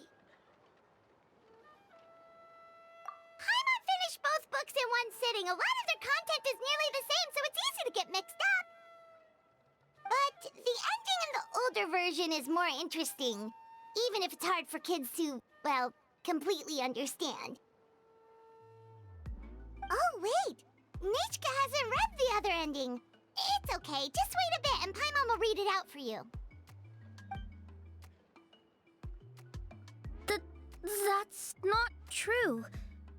Actually, I already know the other ending. You already know the other ending? But didn't you only read the edition your mom got for you? Hey, what are you all chatting about so happily? Huh? Mom, Miss Traveler and I were just talking about the ending of that book. We were just talking about how the bad guy was defeated and everyone returned home safely. It's a really happy ending.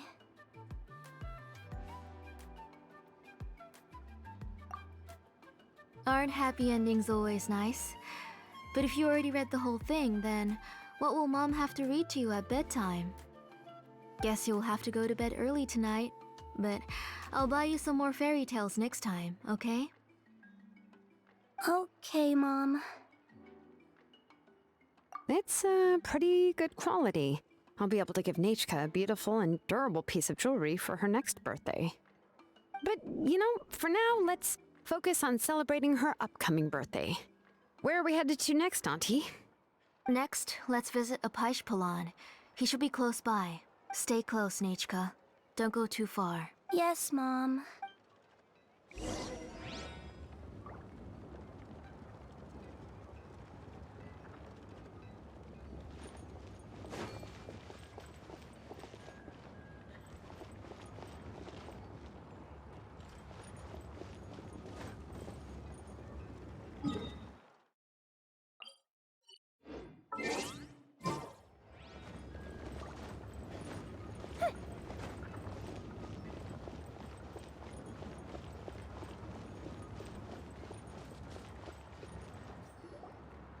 Why do my eyebrows keep twitching today? Strange. That means you're about to hit the jackpot, Apishpalan. I didn't expect to have 2 name engravers coming in today. Welcome. What are you looking to buy, Tlazoli? I'll give you a discount like usual. Whoa! Offering a discount just like that? Plasoli sure has connections. She was once our name engraver and did a lot for the tribe. It's only fair that I offer her a discount. Thank you for your generosity. I've finished repairing your Blaze Gem inscription. Here, have a look. Come on, Nachka. Say thank you. Thank you, sir. Oh, so this is Nachka. Tlazoli has shown me some pictures before. It looks like you're doing much better now. How about this? Go ahead and pick anything you'd like from the store. Think of it as a gift from me. No, that's all right. Mom told me that you've already given a lot to our family. Oh, well, that was for your family. I've never given anything just for you. If you don't feel like it, you can also let your mom choose for you. Oh, no need to stand on ceremony, Auntie. Go ahead and pick something for Nachka. His drills and small clamps are good quality. The measurements of each part are exact, and they're always very durable. I always come here to buy things if I find myself in a pinch. Oh, do you have any child-friendly safety scissors? I remember seeing a few different styles. I have a few in stock, but I put them in the back. Let me bring some out for you to pick. Oh, no need to bring them all the way here. Why don't we just go in the back and choose there? It should only take a moment. I don't know much about that kind of scissors. Why don't you just go yourself and... Well, there are too many different designs and varieties of kid scissors. If you don't come and help me choose, I won't be able to pick one that Nachka would like. Come on, Auntie. It'll only take a moment. And there goes Xilonen dragging Plasoli off to buy more stuff. Oh, what a busy day. I won't run off. Paimon, who's your favorite character in To Kill the Brave? Paimon's favorite? Tequila, of course. He went through a lot to rescue his family. In the old version of the story, he was never able to reunite with his family, but he was still really strong and fought as best as he could. What about you, Nichka? Which character do you like? I like Remok. Oh, the one who was possessed by Kuatlique, but never forgot his brother to kill. He was also an amazing character. If it wasn't for his determination, both he and his brother would have been defeated by Kuatlique in the final battle.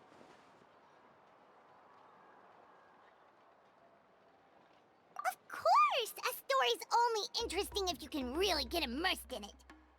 Hey, Nechka, why don't we play pretend? You can be Remok, and Paimon will be Tequila, okay?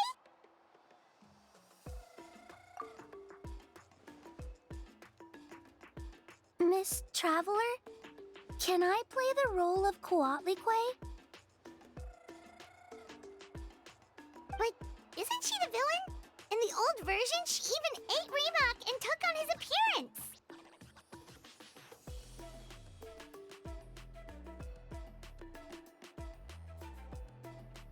Ah, right. She read the version with a happy ending. And that one, Kuatlique was defeated and the brothers both survived.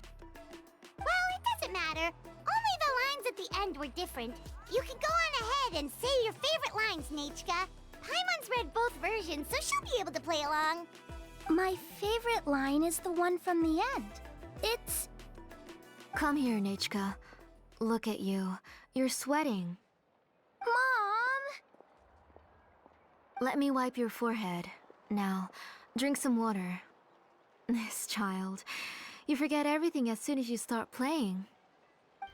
We've picked something up for Nichka. A Paishpalan will deliver it to Auntie's house once he's packaged it up. How was Nichka? Oh, we were just about to get to the exciting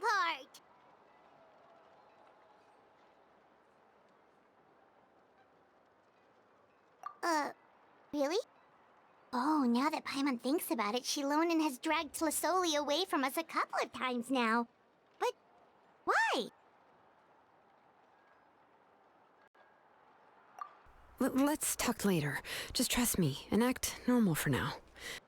Oh, we should head to our last stop, Auntie. It's real hot today, and we shouldn't let Nichka be in the heat for too long. Right. Let's go see Chevin and head back home.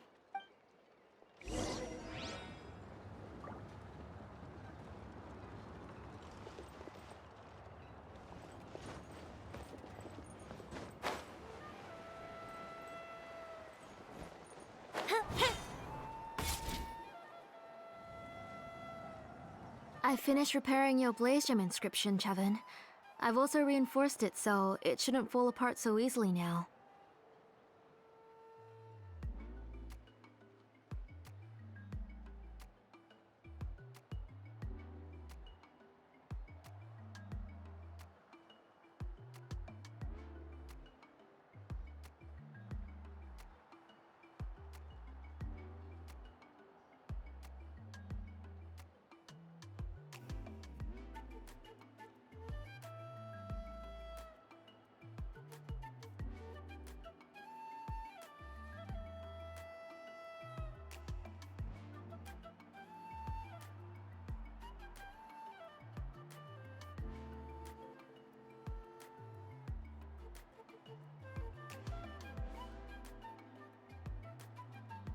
Thank you. How about the volcanic crystal? Was it usable? Yes, thanks for that. You're welcome. I just want to see Nechka get better. Thank you, Miss Chevin. It's fine. Honestly, you're both too polite for your own good. I was wondering where you got the ore for such a large-scale Blaze Gem inscription. So you must be one of Auntie's accomplices, then. Oh, Xilonen. We already know what's going on. You had me worried there. I thought we'd been found out. We'd be in real trouble if Pakal ever got wind of it. To be honest, I won't be able to cover it up for much longer. I've been traveling away from home every few days, and the ore reserves have noticeably decreased. The last time Pakal came and asked me about it, I could only say that I'd been using up a lot of ore to research new styles of jewelry. As for why I had been leaving so often, I said that I had found a new ore vein and wanted to extract some new gems from it. Sorry. I've been talking my head off. Please, come in and have a seat.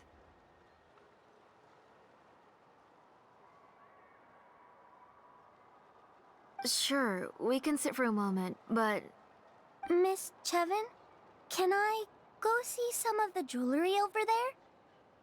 You mean Amisha's work? Sure, go ahead.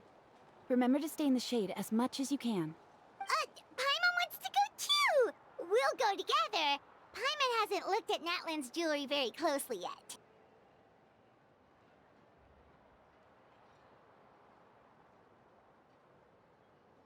Really? Then Paimon's gonna take a good look at what they have! You haven't bought any jewelry for a while, Auntie. Why don't you pick one out? Come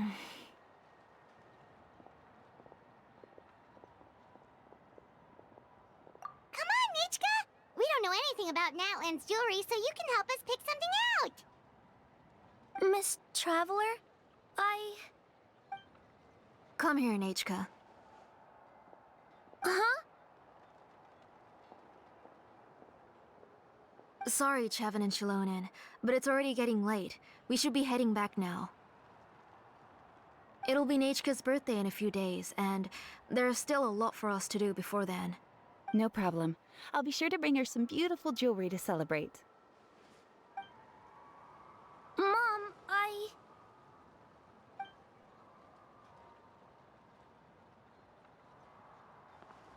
You're getting hot again. Here, Mom will carry you. Let's get going. You forget to take care of yourself once you start playing. Let's go back and we'll have a talk. I didn't. Nachka, I never taught you to lie.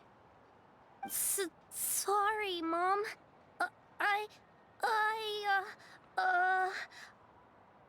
Nichka's looking at us. Paimon feels like something's not right.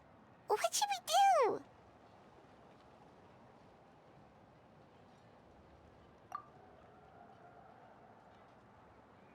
No, Nichka was having so much fun today that she forgot the time. It's not a big deal. Let me help carry her home. I'm worried you would also have to recover if you carried her the whole way.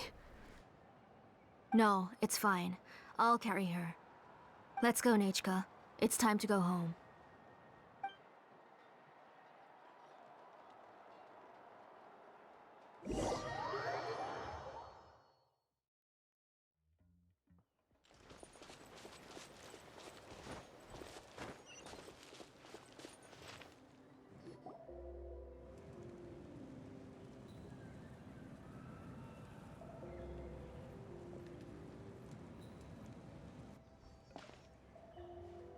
Thank you, everyone, for spending so much time with us today. Please be sure to come to Nachka's birthday party. Alright, it's nearly bedtime for Nachka, so let's part our ways here. Oh, Auntie, remember to give her the book, that copy of To Kill the Brave I brought. I went to a lot of trouble to find it. I understand. Really, do you think I'd let your efforts go to waste? It's very special to receive a book from you. I'm sure she'll put it somewhere safe. Right, Nachka? Yeah. Thanks, Xilonen. Oh, put it somewhere? Isn't she going to read it? Well, I've read the story to her many times already. She's even memorized nearly every line. No, that won't be a problem, Auntie. Nachka's probably never heard this version of To Kill the Brave. Oh. What's different about this version? The majority is about the same, but the ending is different from the one that you bought her. The one I gave her is the unedited version that was originally published. It was released long before Nachka fell ill. Oh, but I remember you were never very interested in fairy tales, Xilonen. Huh. Well, I was just thinking that if what you said about Nechka's illness is true, she shouldn't be able to remember anything about her past before her illness.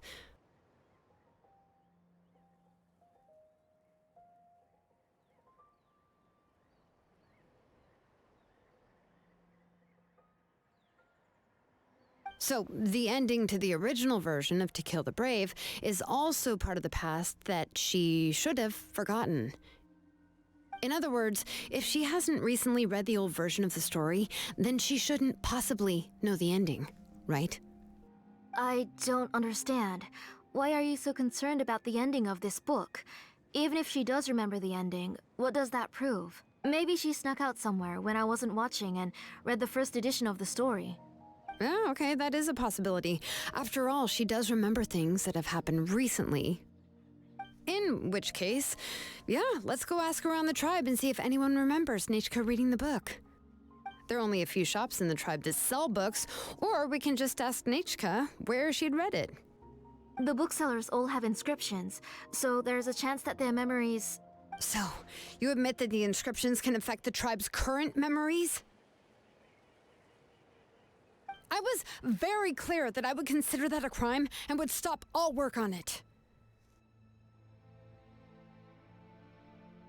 There must be a few more books at home. I do not wish to see your blood be reduced to ash, but I have seen the light of your heart and spirit. I beg your pardon? Nechka, where did you read that book? Answer me. Go home, Nechka. I...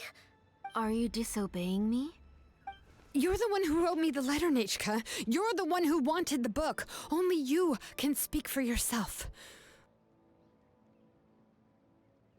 We're listening, Nechka. Right here, right now. Remember my name, brother. As long as you remember me, I will never have left. Silence. That's the line from the old ending. Nichka remembers it. I know everything. Xilonen, help me, please. Something's blocking the door. Get back! Xilonen, wait for us. The tunnel is blocked. We can't go in. There might also be traps. Whoa. What are all those things on Nichka's walls? It seems Auntie put all the extra inscriptions she made here. If she's trying to finish that ancient name, there's only one place she could go. Come on, follow me.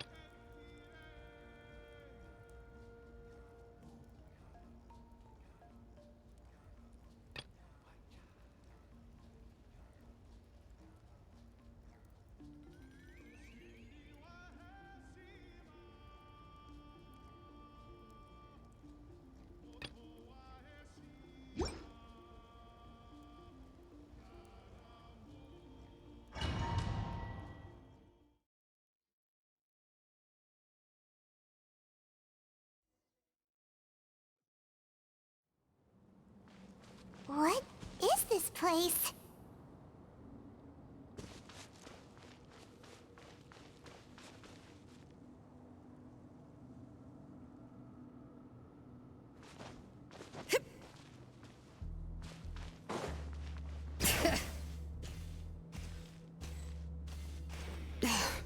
Auntie's workshop. It was supposedly closed after she stepped down from her position in the tribe. But it appears that we've all been deceived.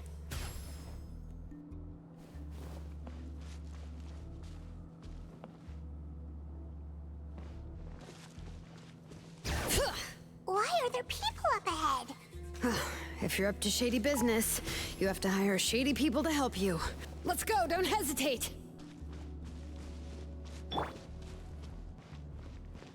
Alright, let's finish Show me your this fast. courage. Unleash. Busted. Things are about to get tight.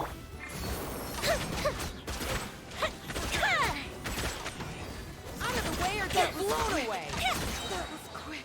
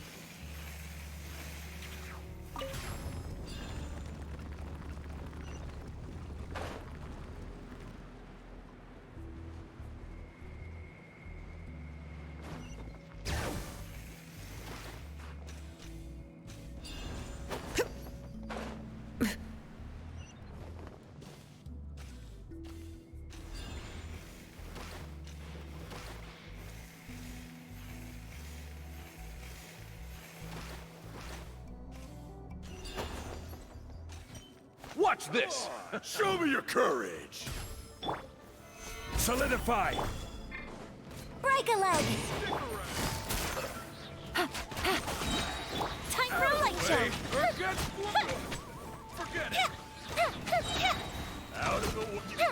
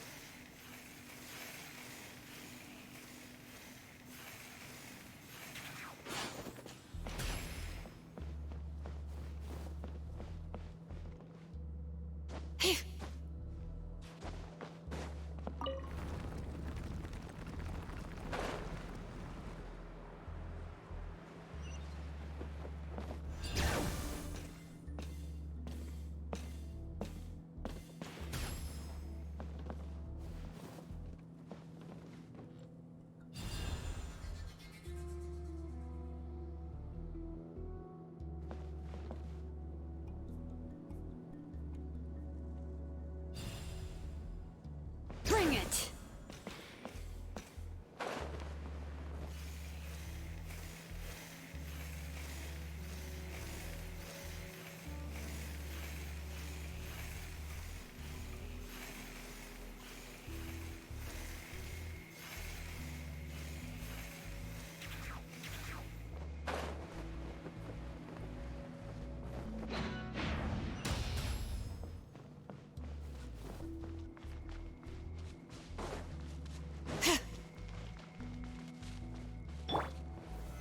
Stabilize!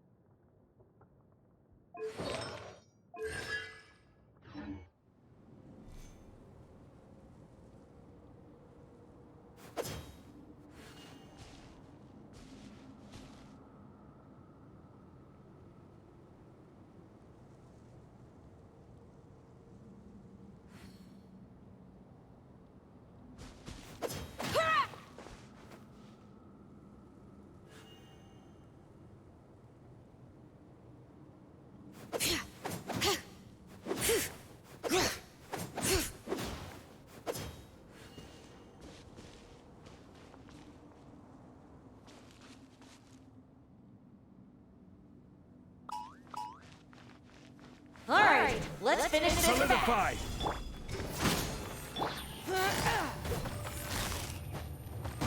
Quietly now. Here comes the catch. That was Out of the way, or get blown away! Fire hazard! Forget it!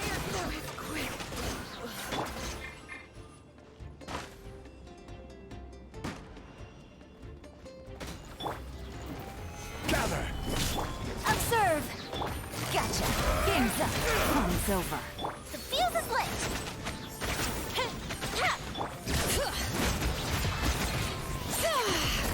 Hear the echoes of the valley! Yes, you are. Observe! Solidified! Bring it! The door's closed here too. Where should we go now? The transport system seems to still be functioning. Let's go look for the controls and get this cart running again. Maybe it can take us further inside.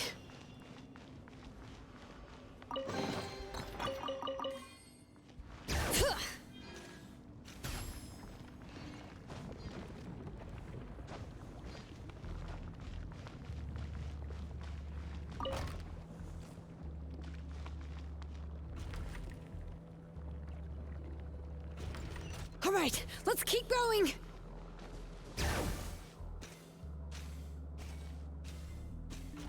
Yep. Hup.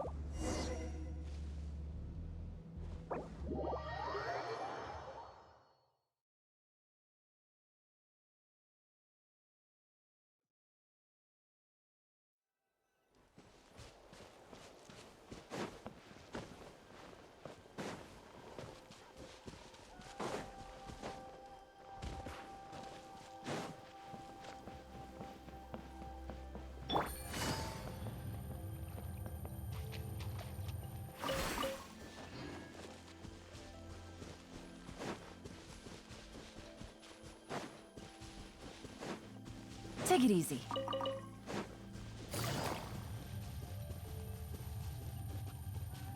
Come on! Show me your courage! And step. Time for a light show.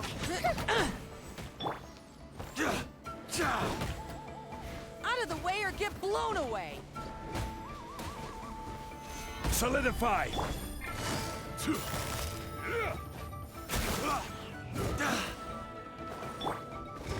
Flags up! Observe!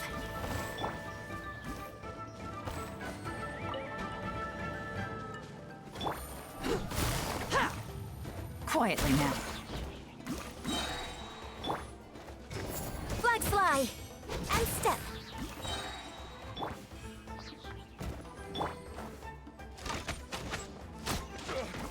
Forget it!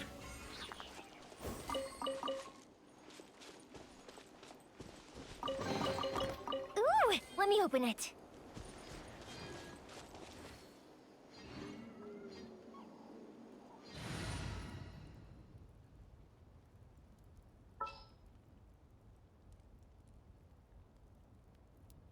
We'll need a strategy.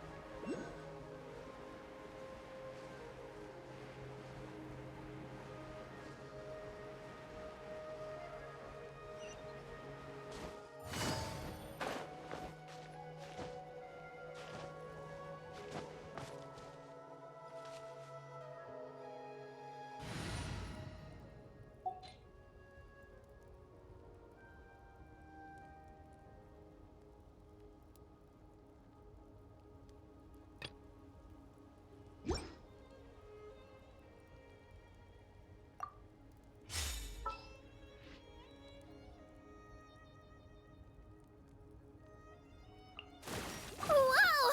I can join the team?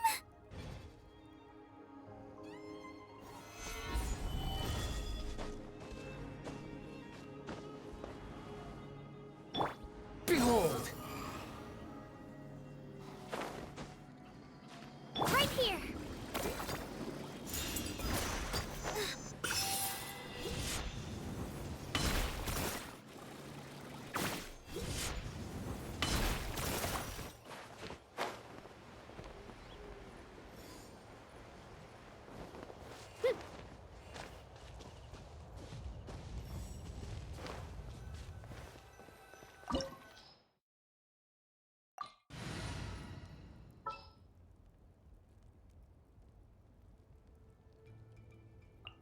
Can I go catch up on my sleep?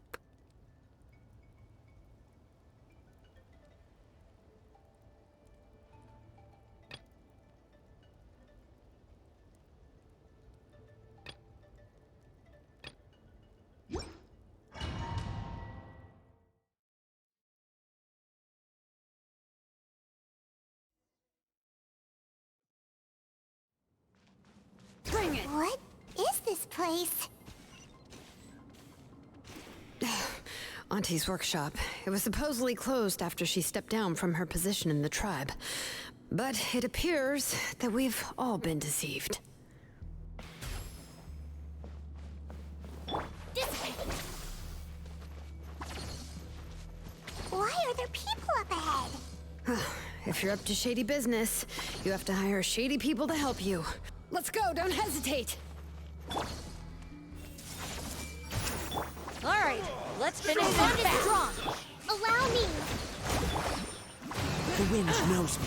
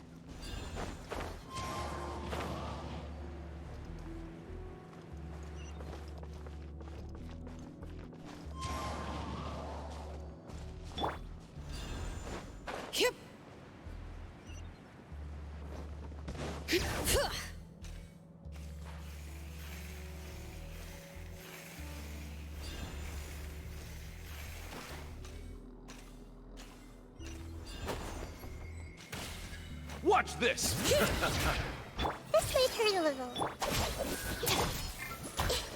Rest and reboot. Forget it!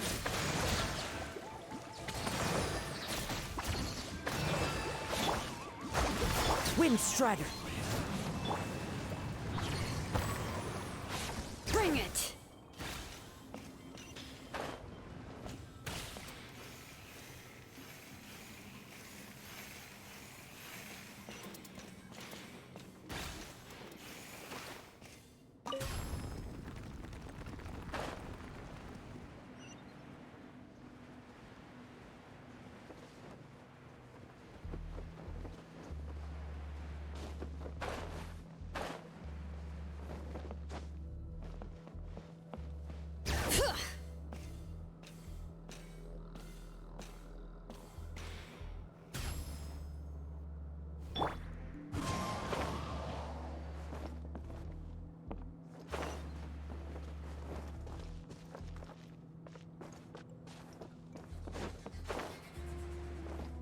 Bring it!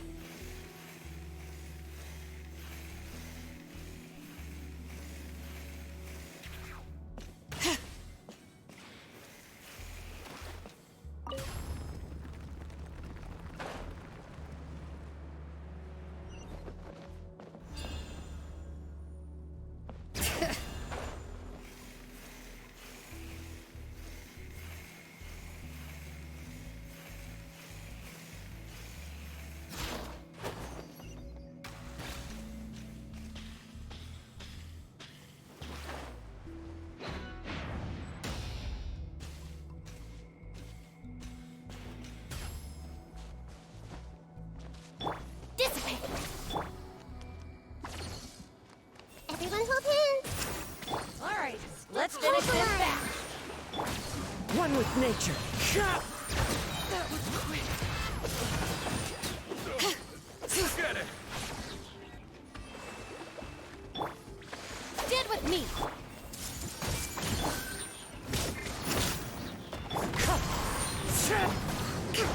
Allow me. Let the mountain's veins boil! Yes, you are! Yes. The door's closed here too. Where should we go now? The transport system seems to still be functioning. Let's go look for the controls and get this cart running again. Maybe it can take us further inside.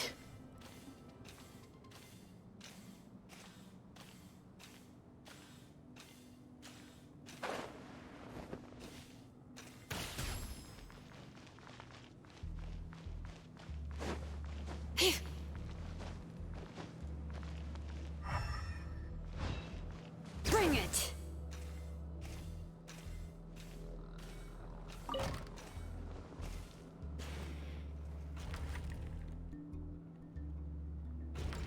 All right, let's keep going!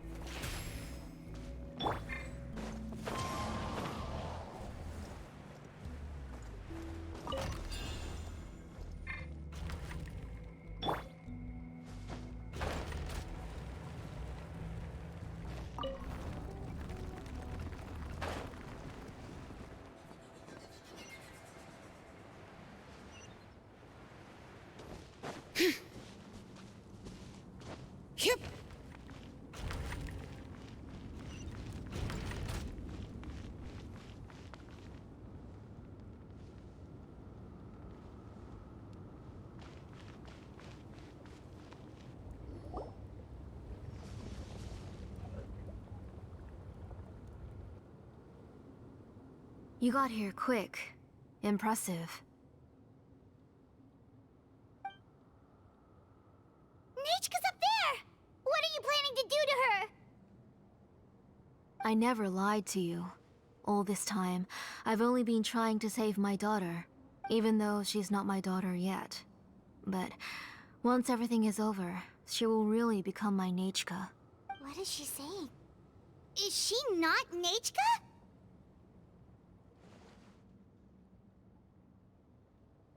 So you figured it out. I want to use memories to awaken my Nechka. She has stayed in the Night Kingdom for far too long. She's afraid of the dark and cold. I'm the one who made her stay there alone, so I must bring her back. Don't worry, Nechka. Mom hasn't forgotten anything. She has always remembered your name.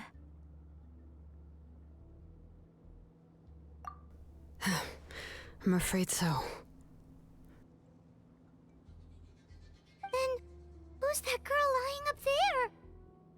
She's a child from my tribe. Her parents were killed in the same abyss attack. But wouldn't you know it, her birthday is the same as that of my Nechka.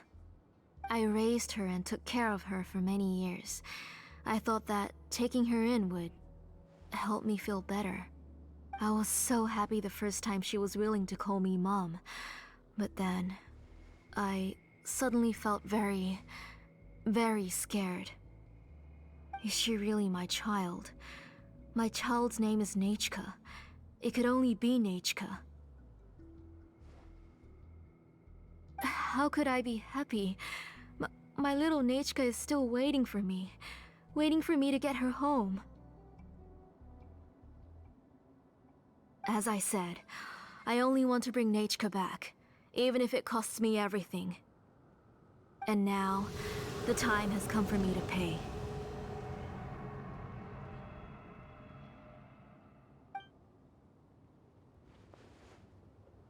As for my useless ancient name, it's finally time to put it to good use. If you're not willing to help me, then you can become the fuel for Nechka's ancient name.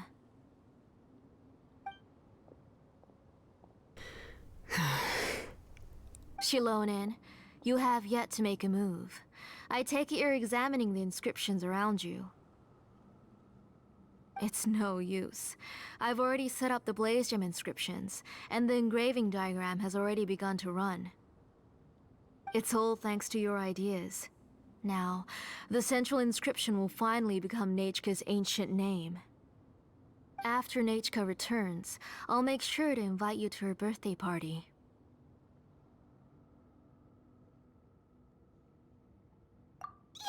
You're not gonna go up there, are you?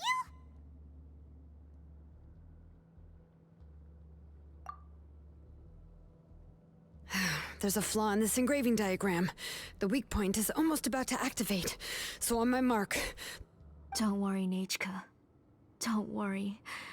Mom is here. 3. Mom will always be with you. I'll never forget you. 2. Wake up, Nechka. Now. Please, wake up. 1! It's alright. It's alright. You'll see Mommy soon. Nechka.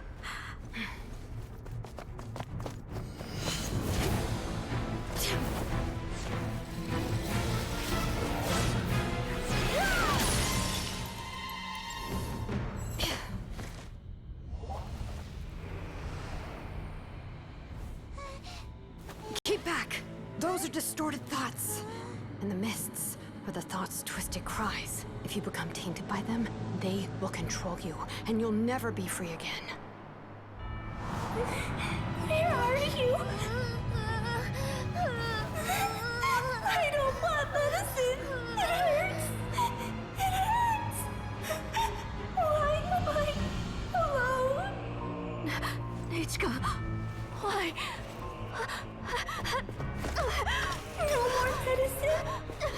Will you stay with me forever? Please never leave me again.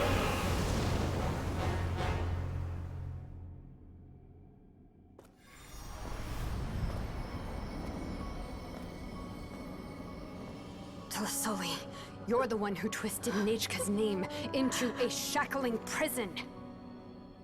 It's time for you to hear her true voice. Stone engraved and echoing peaks converge, disperse, in ashes be reborn, for flames born anew, and the blazing dawn. Mommy will be with you. Nechka. Always. And forever. Mommy, I've always been with you. And now you're finally listening to me.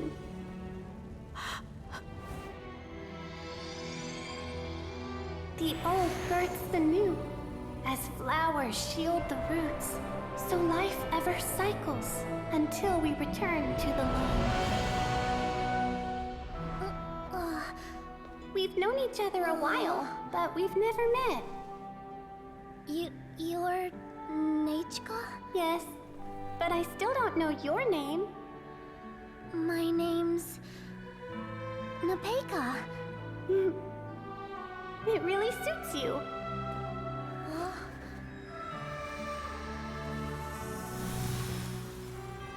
Napeka,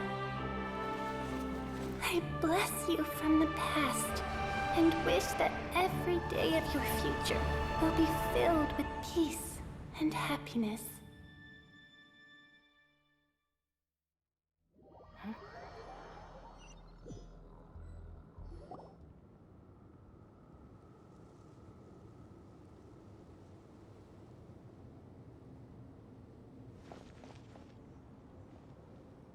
I saw Nechka and was speaking with her, but now, where did she go?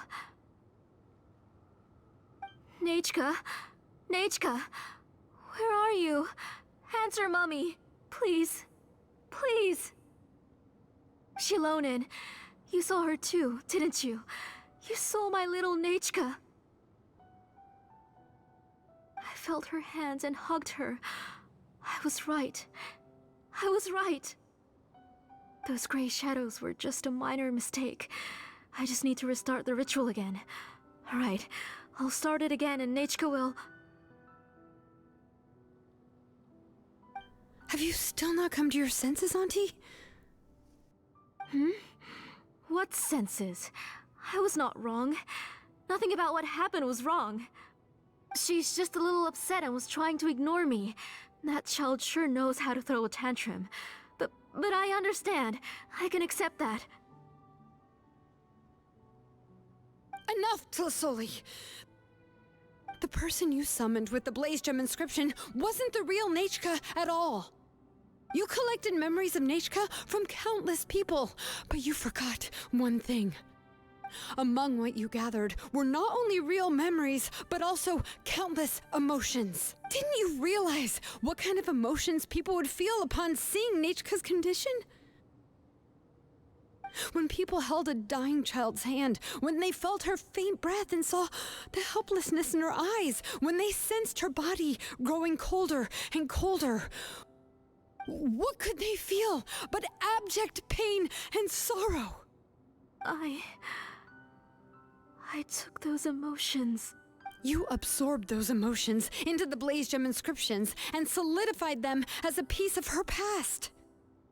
Those gray figures were projections of that past. They could only reproduce the appearance of Nechka in her sickly state.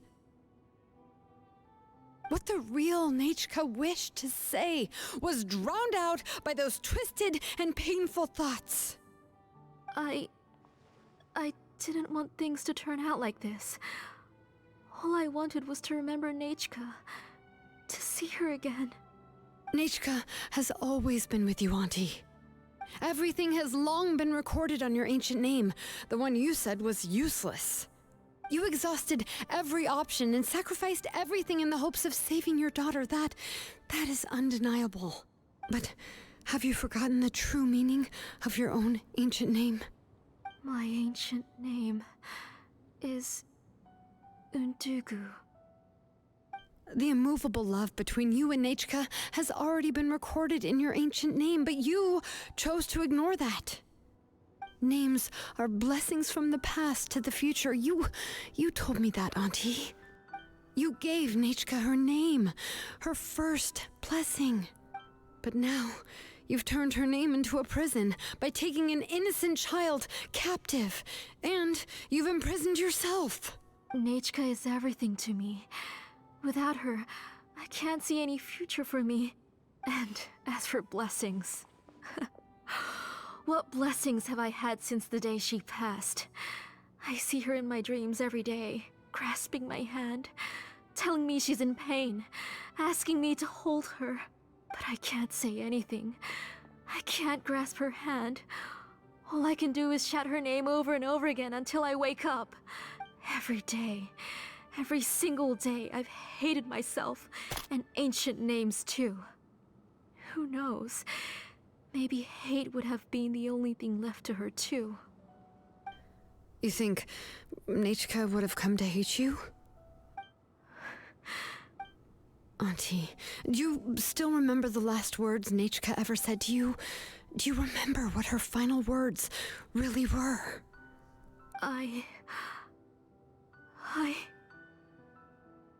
The reason you haven't felt blessed is because you've forgotten the true past.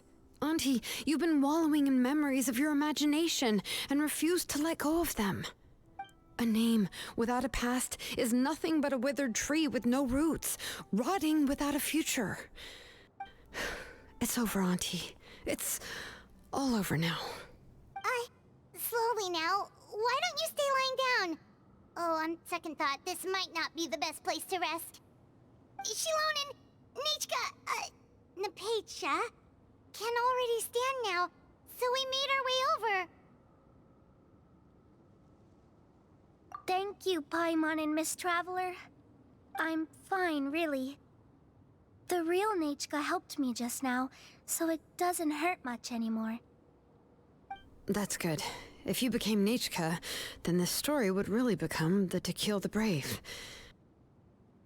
This isn't the place to chat. Come on, let's get out of here. But what about Tlasoli? Oh, don't worry. She won't be able to cause any more trouble now.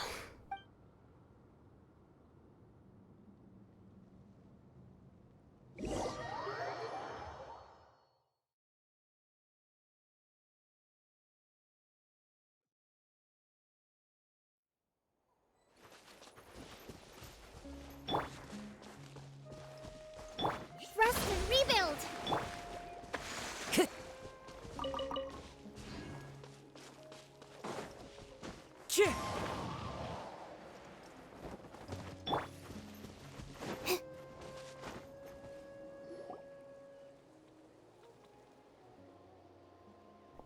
All right, I've locked Auntie in the house with a few ropes.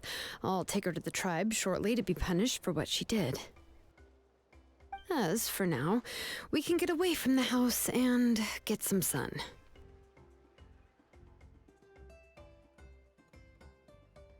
After dealing with all of that, I'm completely out of energy. She's already planned out everything. Xilonen sure doesn't waste time. It's still so scary to imagine. Tlasoli wanted to turn her adopted child into Nechka, and she even nearly succeeded. Yeah, she was so cool in the final moments. She went right into action and took control of the situation instantly. Well, it's all thanks to Napecha's resilience. She never gave up. If it weren't for her bravely trying to get help, then I wouldn't have noticed Auntie's plan so easily.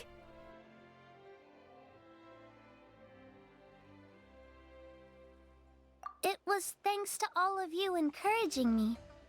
After all, this was already the last idea I could think of. I tried to get the attention of many others who visited before, but they were all either quickly whisked away by Tlasoli or simply refused to believe me. Even if I told them everything, Tlasoli would just blame my illness to cover it up. All she had to do was start to cry, and then the guest would try to comfort her, but completely forget about me. She would inspect all the letters I sent and any gifts I received. And then, if I didn't comply, she would force me to drink some strange medicine. It would put me to sleep for a few days, and it would be hard for me to remember anything. I would see a lot of weird things while I slept, and the walls around me would start talking. I would be so scared every day. If I wasn't able to get your help this time, I might have just given up. You have us now, Nepeka. If anyone dares to hurt you again, the Traveler and Xilonen will send them flying! Yeah. Sorry, I just can't help it. You are already super brave, and you even managed to call Xilonen for help. Oh, you definitely found the right person. Xilonen isn't the kind of person who gets distracted easily by crying. She pays attention when someone's talking and doesn't miss a beat. And it was because of your help that I was able to pick up on the details. Without you, it would have been extremely difficult for her to communicate that she needed help.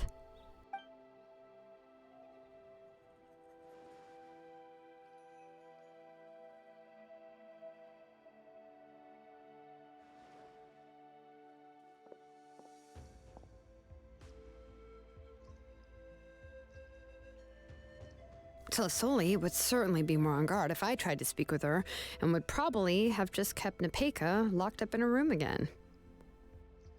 So we had a part to play too! But where did Tlisoli even get the confidence to try this scheme? When Nechka was alive, surely many tribe members would have tried to help her. Was she not scared that someone would realize that Nepeka wasn't Nechka?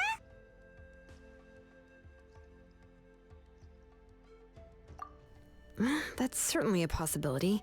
The inscription she created would not only collect information related to Nechka's past, but also actively erase people's memories of Nechka. It's similar to graffiti. If you want to paint something new on a wall that has been painted before, then first you must remove the old painting. It's possible that I was also one of her targets, which would explain why she was so willing to let me have the central inscription. Whoa, and you still took it? If it were Paimon, she would have thrown that thing away the first chance she had! Well, you can't uncover the truth without taking some risks, right?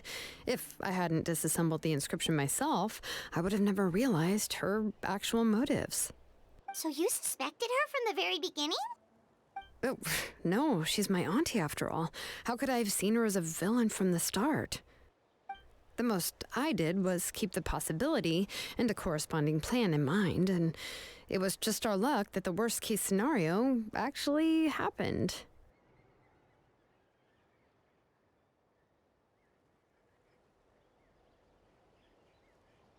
But now that I look back on it, we still managed to rescue a suffering child, even if that wasn't our original intention.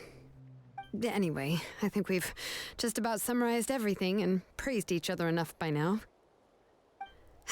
Everything is finally over, and Nepeka can finally be herself.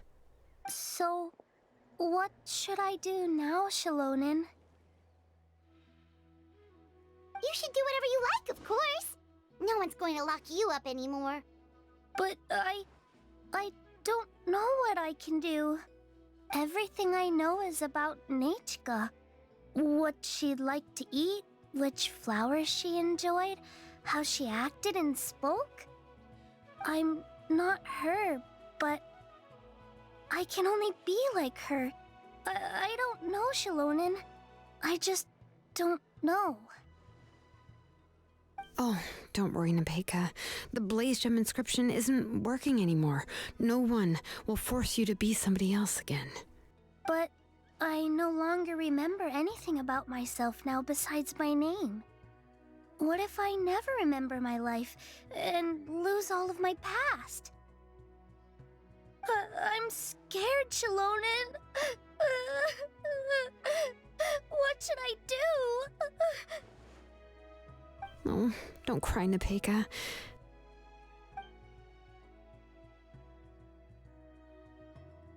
Here, take this. I took some ore from Tlasoli's collection and made this as a mold. A blaze gem inscription! You can make them too? Oh, of course not. It's just a pretty piece of stone. Take it. I've engraved your name, Nepeka, on the top. This is your first blessing, the one you received from a pair of people who loved you with all their hearts. It has always protected you and stood over you. For all of past, present, and future, it's never strayed far. But I don't even remember the names of my parents. I don't remember anything.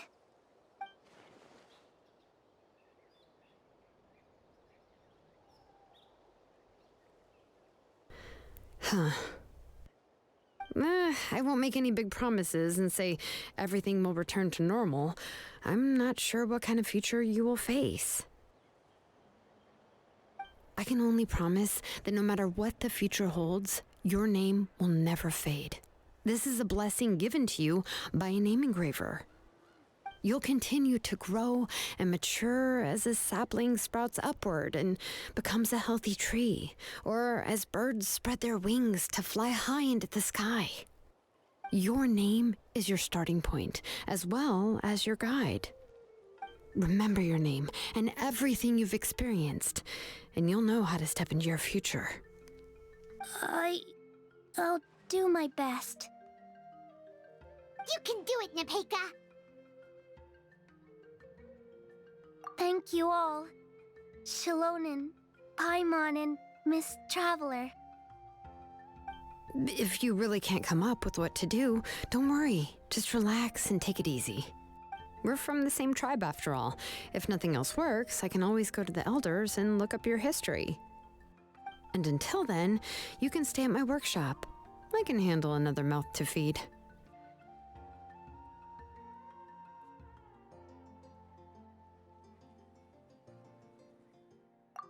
Oh, I don't know if the plan will work.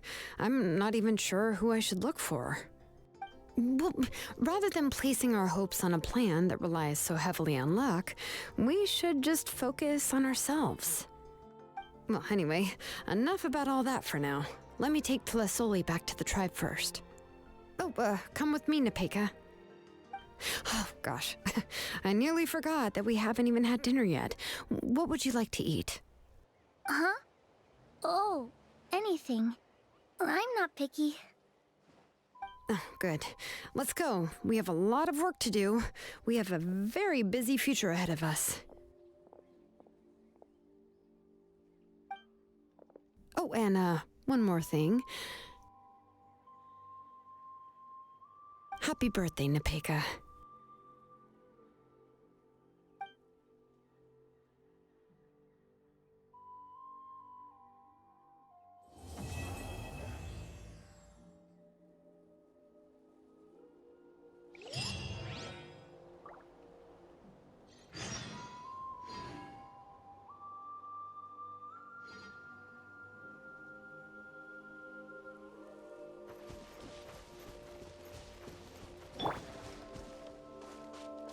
Time to go.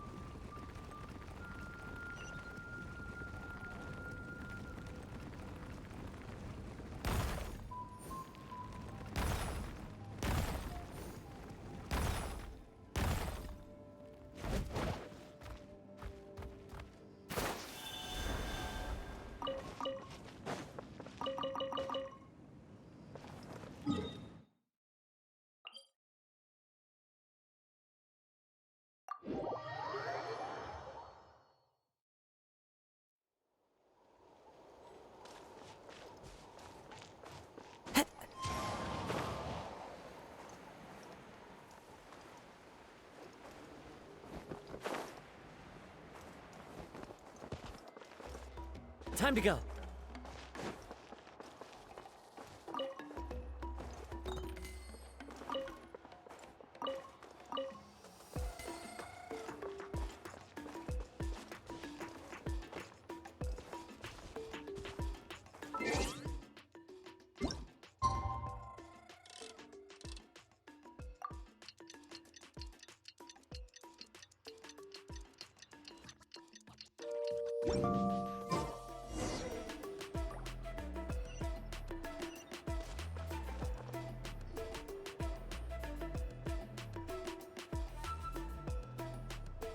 you're here. Everything's been taken care of now. I was just about to go have a rest. Well, the tribe is still discussing that. I mean, not many have ever used ancient names to commit a crime. Pakal will have a lot on his plate. What I do know is that Tlisoli's workshop will be closed permanently, and any remaining incomplete Blaze Gem inscriptions will be completely destroyed. And as for the completed Blaze Gem inscriptions, I'll be handling them, which, whew, yeah, yet another hassle to deal with. Anyway, at least her ancient name is fine. Otherwise, we'd have a real mess on our hands. Oh, and speaking of ancient names, I actually have some good news. The memories that were absorbed by the Blaze Gem inscriptions can be restored to their owners. Now, once all the Blaze Gem inscriptions stop working, the memories will return to their respective owners. Yeah, that's right. Huh. Wait, now that I think about it, in her attempt to get Nechka to come back, Auntie made the entire tribe forget about her. Now, Nechka really is gone, but everyone is about to remember her. Whew, what a bizarre turn of events.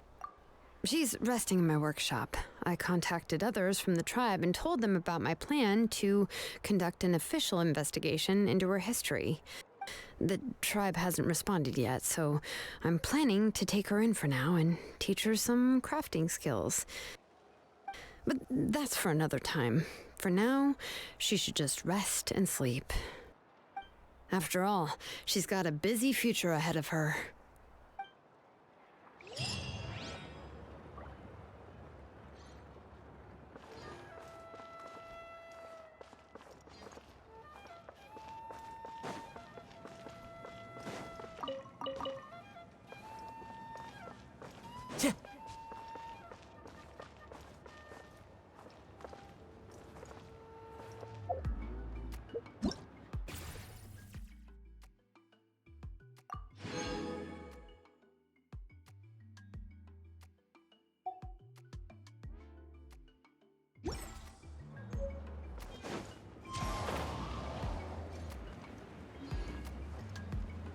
Failure is just